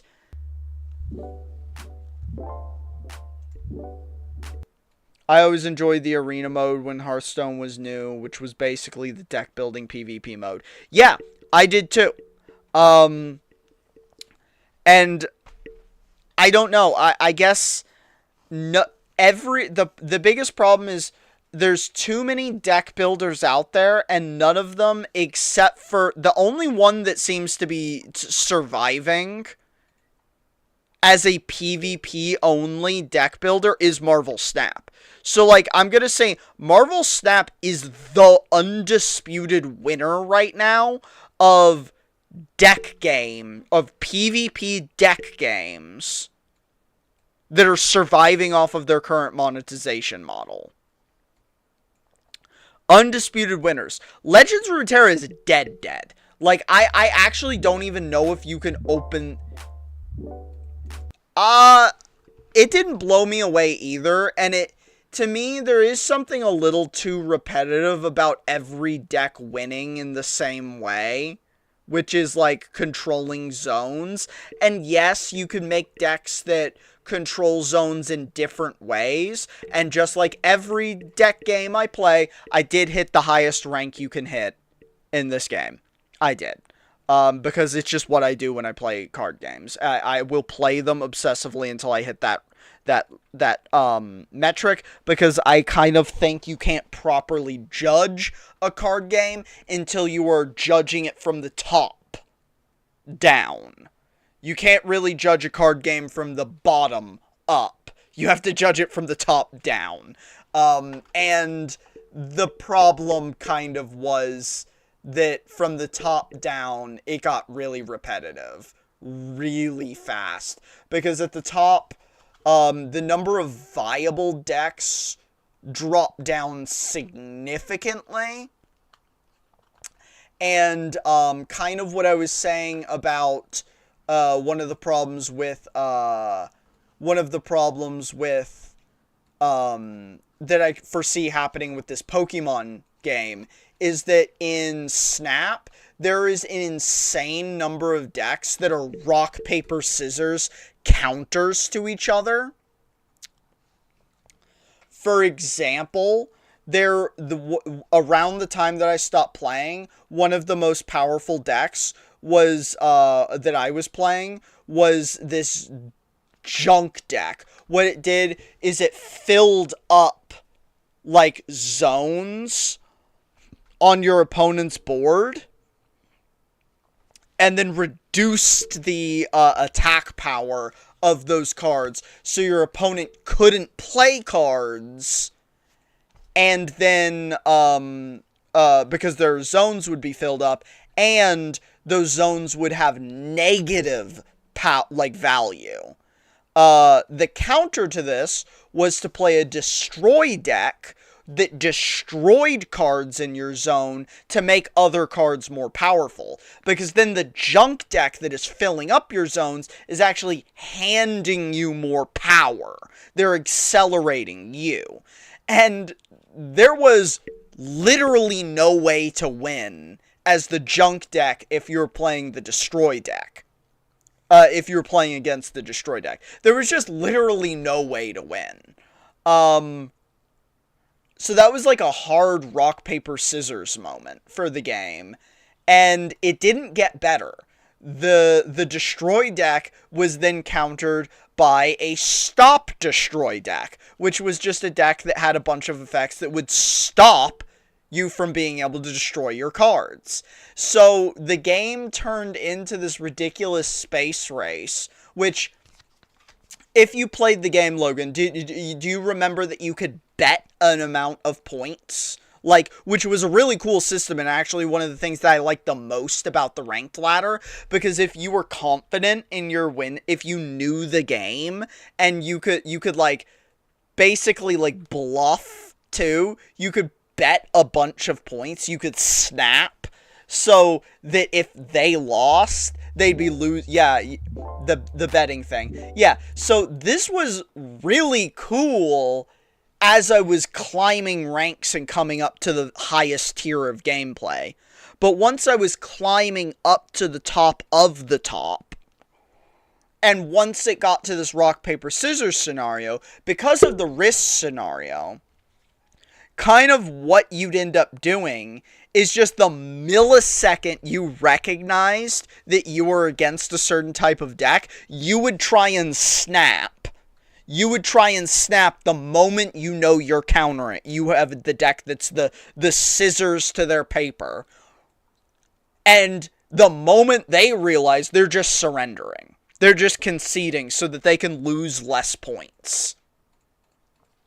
So the game stopped being about even playing the game, and it started just being about like, oh, I recognize the deck, surrender, or I recognize the deck, snap, I recognize the deck, snap, and that was the whole game.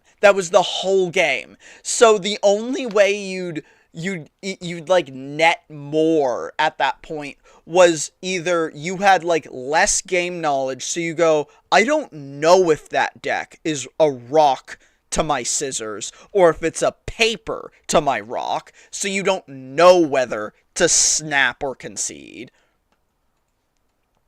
Because like your decks are so small in Snap, you have the opportunity to draw every card in your deck except one without card draw. Like, with 0 card draw in your deck, you can draw every card in your deck except one every single game. So you only need a card draw to have seen every card in your deck every game. So decks can play insanely consistently. Pretty much the only real variance that was being added to the games was the zones. Like if the zones had specials. So the only time you would like queue into a paper while you were a rock and not surrender immediately was if there was a zone that like changed the scenario. So like if I was playing a junk deck and I queued into a destroy deck, there is only one scenario in which I'm not surrendering immediately, and it's if a zone appears that stops cards from being destroyed in that zone, or a zone appears that like filled the zone up with copies so nothing could be played there. Because that would mean I'd be able to minus those cards later anyways, and they wouldn't be able to play anything in that zone to destroy them. So that was like the only two scenarios in which I wouldn't automatically surrender versus a destroy deck if I was playing a junk deck. And like alternatively, if I was playing a destroy deck and I went up against an anti-destroy deck, pretty much the only scenario, period, that I wouldn't surrender would be as if a zone appeared that silenced cards, or a zone appeared that restricted certain play point values of cards, because then I could safely, like, because one of the primary anti-destroy cards was Armor, who was 3 play points. So if a zone appeared that was only 4 play point cards and up, well, I'm safe to play my destroy cards in that zone, so maybe I can win now. And that's like the only situation. So there was just, it was just like, that was to me the biggest problem, but I also haven't played in a really long time. Like, let's see, right here it says I haven't played since April of last year. So it's been almost a full year. It's been almost a full year. Maybe I need to open it up and see if new cards have changed or balance changes have happened that have adjusted the game. Because I did think this game was really, really, really good, actually, while I played it. Up until I started experiencing the kind of rock, paper, scissors-y-ness of it.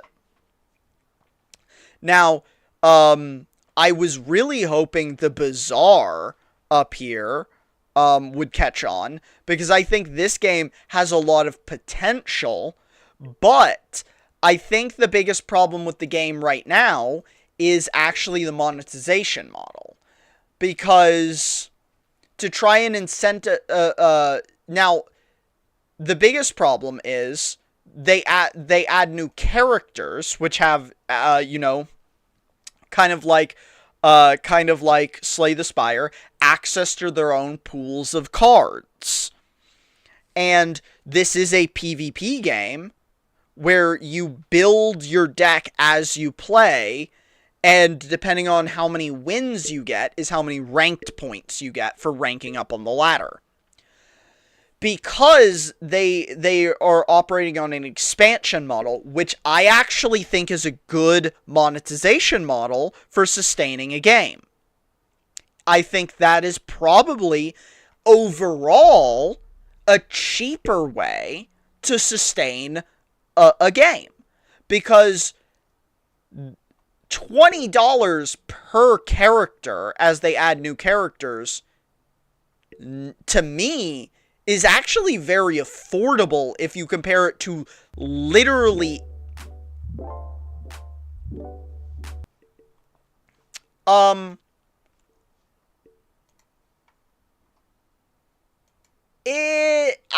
actually don't think it's like Hearthstone at all. It's like, maybe you could say the arena format of Hearthstone ended up being adopted in every TCG ever, really. Like, every TCG ever almost has an arena mode. But, this game is only arena mode. But kind of the play pattern of the game is you start game with no items. You start the game with, I think it's 20 gold. And you have, like, a branching tree path. So you can either go to this shop, or this shop when the game starts. And you get to buy items, and those shops will have different items that they offer you. And you can spend the 20 gold you start with at one of these two shops to start your build off.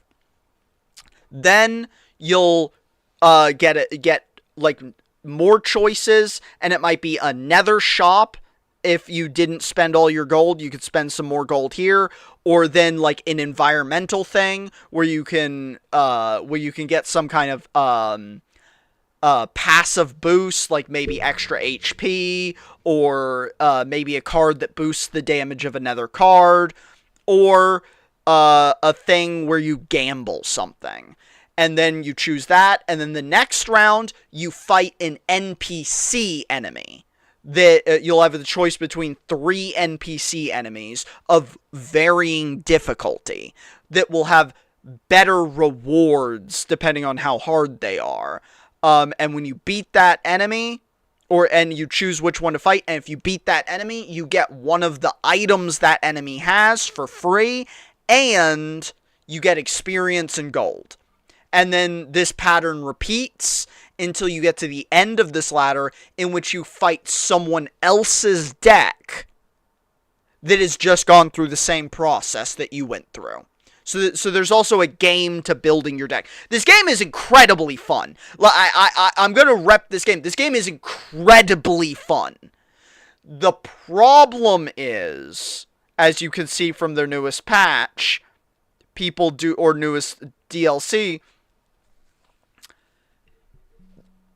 because this is also a competitive game, to try and incentivize people playing the game,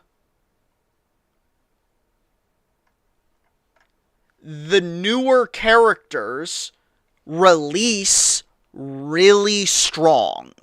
Like, they release with cards that are just better than other people's cards. So when you play on ladder, what ends up happening is, instead of playing one of the older characters that you might like more, you'll just have to play the newer character until they nerf them, which keeps happening.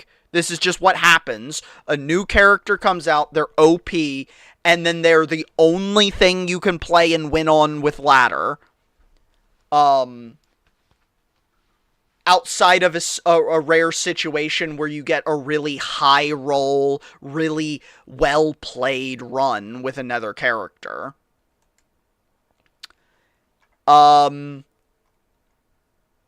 yeah, so overall, I think this monetization model is actually good. How they're handling it is bad.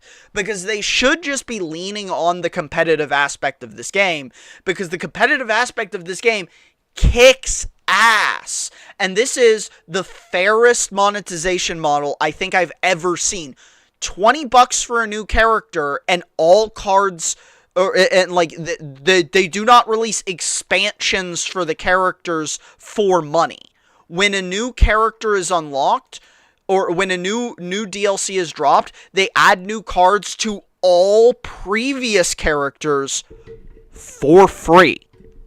So every single time a new character is dropped, all the previous characters get new cards for free.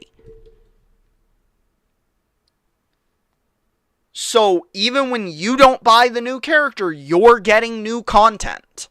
This is a great model. This is a great model. And if people are actually buying it, it helps sustain the game for the future. This is so much better than how any other card game has ever monetized, in my opinion. Because if you wanted to unlock cards in Hearthstone, you're going to spend way fucking more money than $20. You're going to spend hundreds of dollars. If you wanted to unlock cards in, like, hell, even Legends of Runeterra, which I think was the most fair that I had played, did a battle pass system. And the battle pass system did not guarantee you every card. It guaranteed you most of the cards. And then you would have to unlock the rest of the cards over a period of time with a weekly unlock system. You would be allotted card unlocks each week. So you would unlock all the cards for free over a long period of time in Legends of Runeterra. Or you could unlock most of the cards right away if you bought a $10 battle pass, and then unlock the rest of the cards over a few weeks. But with the weekly unlock.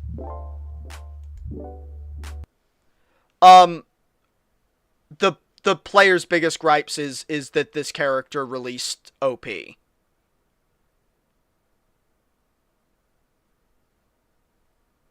That's it. They just...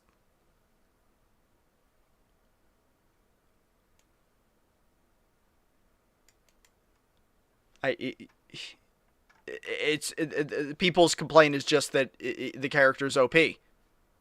If you look at the overall game, I mean, it's, again, monetization of characters is mind-boggling idiot from a consumer aspect. One of my favorite things to do in games to have a realistic long-term goal that I can strive for. This game does not have that. You can't unlock anything substantial. Okay, well, no, the way this person is complaining about it is actually not valid, I think. Yeah, but I think the complaint, consistently, I think the complaint is that the new characters are by default busted on purpose. Because it's been so consistent that every new character is busted on purpose to incentivize you to buy the new content. Instead of just people wanting to buy the content, because they like the game. And I think this actually comes from a place of insecurity. I think they're not sure that people would buy the characters anyways. Because let me tell you, I bought this character when they came out, and people are mad about, we're mad about this character.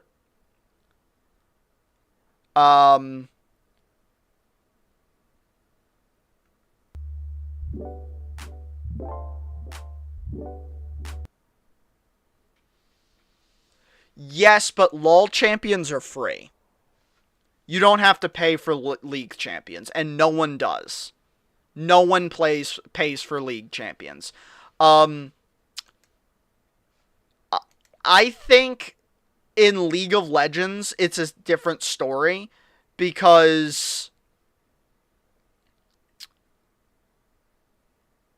in League, it's a different story because there's a genuine psychological reason to release characters OP that Riot has explained, and I agree with. For card games, there is also a obvious reason to release new things OP. There's a reason power creep exists in card games. It's so you buy the new cards. Why would you buy new cards if they're bad? Fivehead? Like, what? Why would you buy new cards if they're bad? The thing is, you don't need to do that in this game because it's not like a traditional card game. So you're like, I'd say you're like you're half right that it's kind of standard practice, because like it is standard practice for a different reason in League of Legends, but for card games it's standard practice to make you buy the new stuff. The problem people have is this is disruptive to the flow of this game because it's not a deck building game. People are not building new decks that include some of the old stuff and some of the new stuff.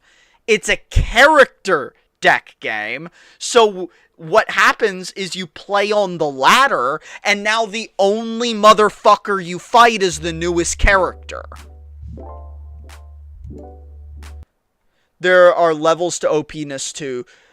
Do they have 10% edge or 60% edge or over the old characters? So it depends. I have not played since they added this character. I haven't been playing this game recently. Not because I even dislike the game. I think the game's still really fun. Maybe I'll play it to just show it off, but like soon, just like one day of fucking around with it, because it is a good game. But like, let's say I was pretty critical of this character being added, or of this same pattern. This was the first new character to be added under this monetization model. Now, I had a lot of fun playing her, but let me tell you, when I started playing her, within a week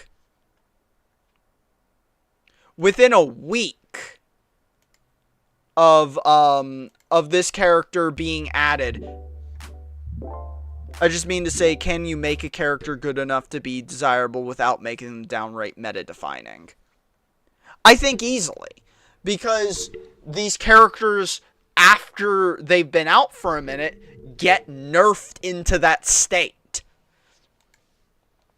So, one of the problems this character was having was that they had a bunch of cards that could reduce their own cooldowns. So in this game, cards activate, if you could see in the screenshot, like every period of time, so 6 seconds.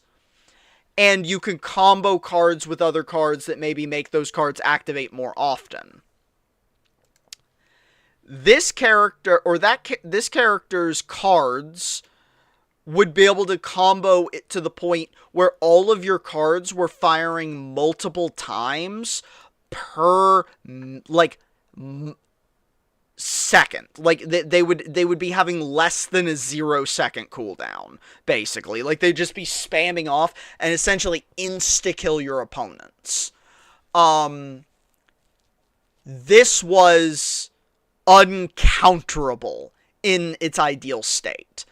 This was a guaranteed clean sweep when you got it going. This was a guaranteed clean sweep when you got it going. It had no weaknesses, too, because it would both do a bunch of damage, defend itself, and debuff the enemy.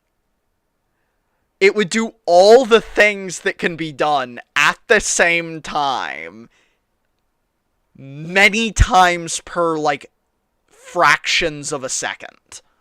And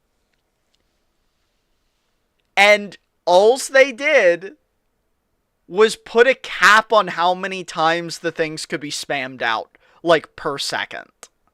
And all of a sudden, she's still strong, still very strong, but not broken. But they didn't do that for, like, 3 weeks. And, I'd say also, this character, I very much liked her. And this is my favorite character to play now.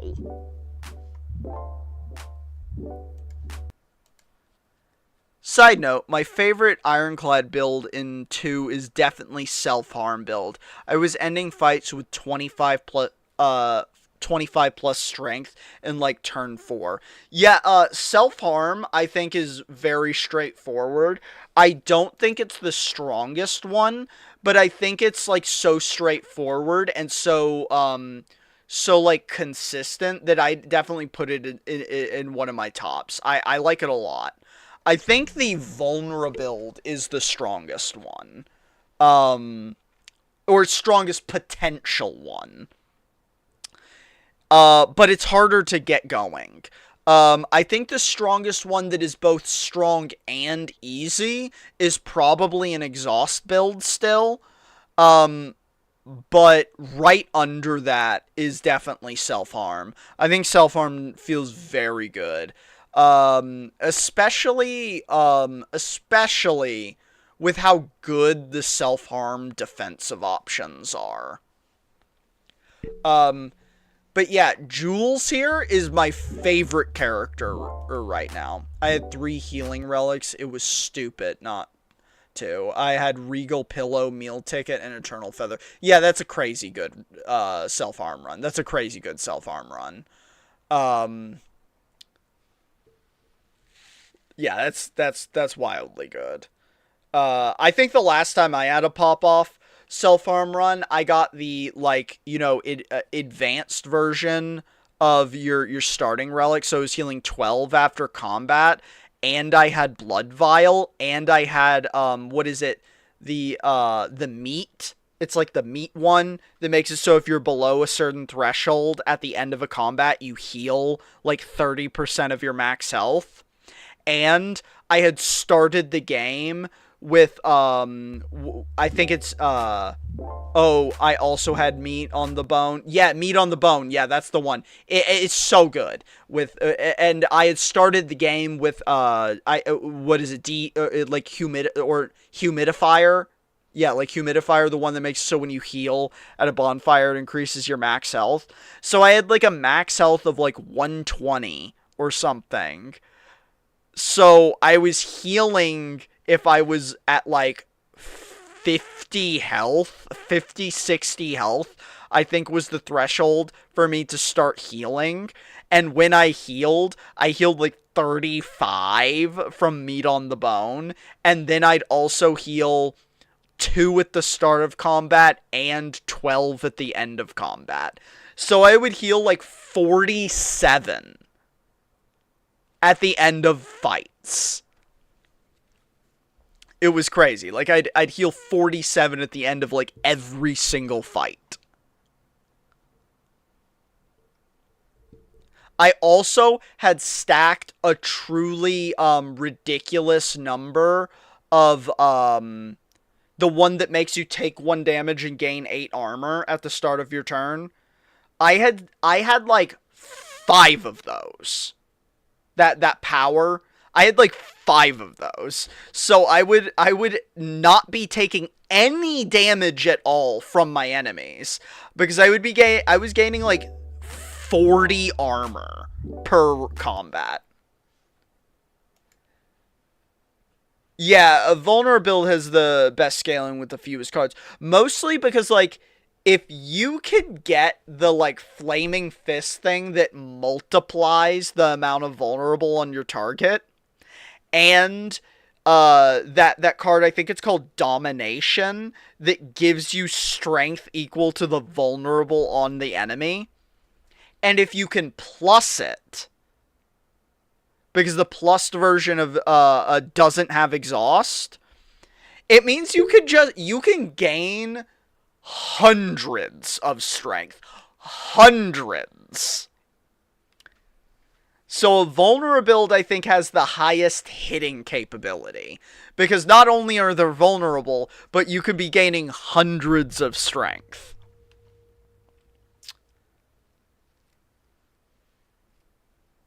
But yeah, Jules is my favorite character they added, because she plays around with a lot of keywords on her cards with synergies, and then also has these cool little hot and cold spots that get put on your board that can reward you for positioning. Now, the problem with Jules can be that depending on where those hot or cold spots end up being placed on your board can really affect the strength of your run or the types of builds you can actually build, which is both cool and lame. Because on the lame end, it might mean your run is a little doomed based on RNG of where some spots appeared on your board. Because you can't move them. You can't move them. But on the cool end, it means you can't try and force the same build over and over. But then also, on the lame end, Jules does not have very many builds that are good. So... But no, I think overall this game is really good, and overall it's still really positive. And this game is still early enough on that it has, like, a lot of directions its future could go. And considering there's so much free content in the game, there is so much free content in the game. Considering the base game is $20, the base game is $20.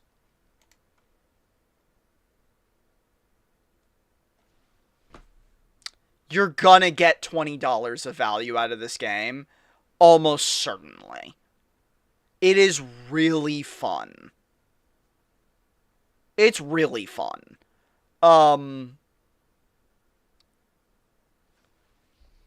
And there's a lot of depth to it. Yeah, I mean, it's only a year old. And I kind of hope... My biggest fear is just that the game dies before it can get going.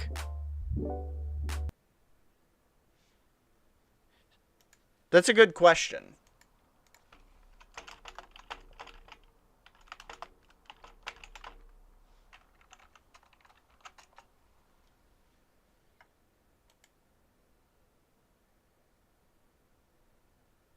Because that could really tell you how dead the game is. Like, if it's just fucked.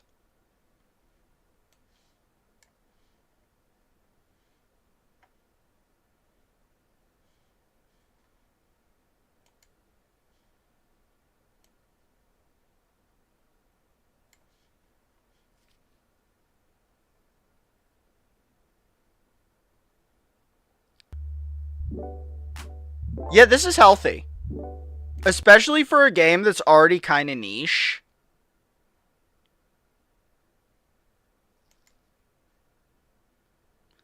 Hey, if anything, look, it's got an overall uptick.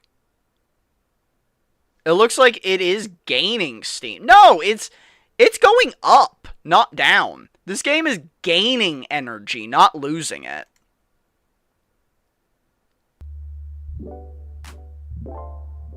Yeah, Marathon only... That's what I'm saying. Marathon is only like double this, and that game is hype. No, this game is incredibly healthy. And looking at the all-time, like for its last year, it's only getting more popular. This game is on the uptick. That's why I say, like, the problem with the game is not a deal breaker. If anything, the problem is like a 1 month, like, And I dare say, knowing how, experiencing it on the previous two characters, because this character came out when? March 4th? I guarantee you the problems with this character are already solved. I guarantee you the problems with this character are already solved. A matter of fact, let's go to my page and see when we got patches. We got a patch April 1st. When was the patch before that? We got a patch...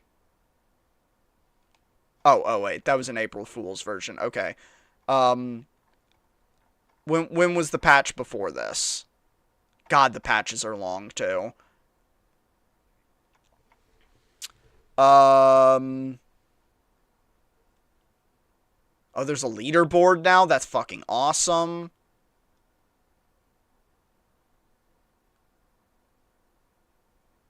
Oh, yeah. Oh, my God. Actually, I need to play this game. I haven't played it in too long, and it looks like I've missed some badass. Oh, they have a mobile launch now, too? Oh, yeah, no, like this...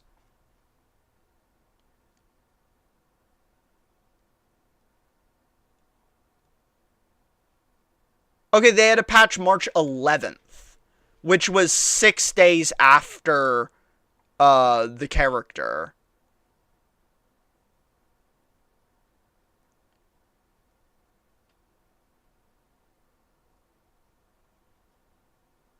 Although I'm not seeing I recognize these items, I don't think. So he didn't get a patch 6 days after launch.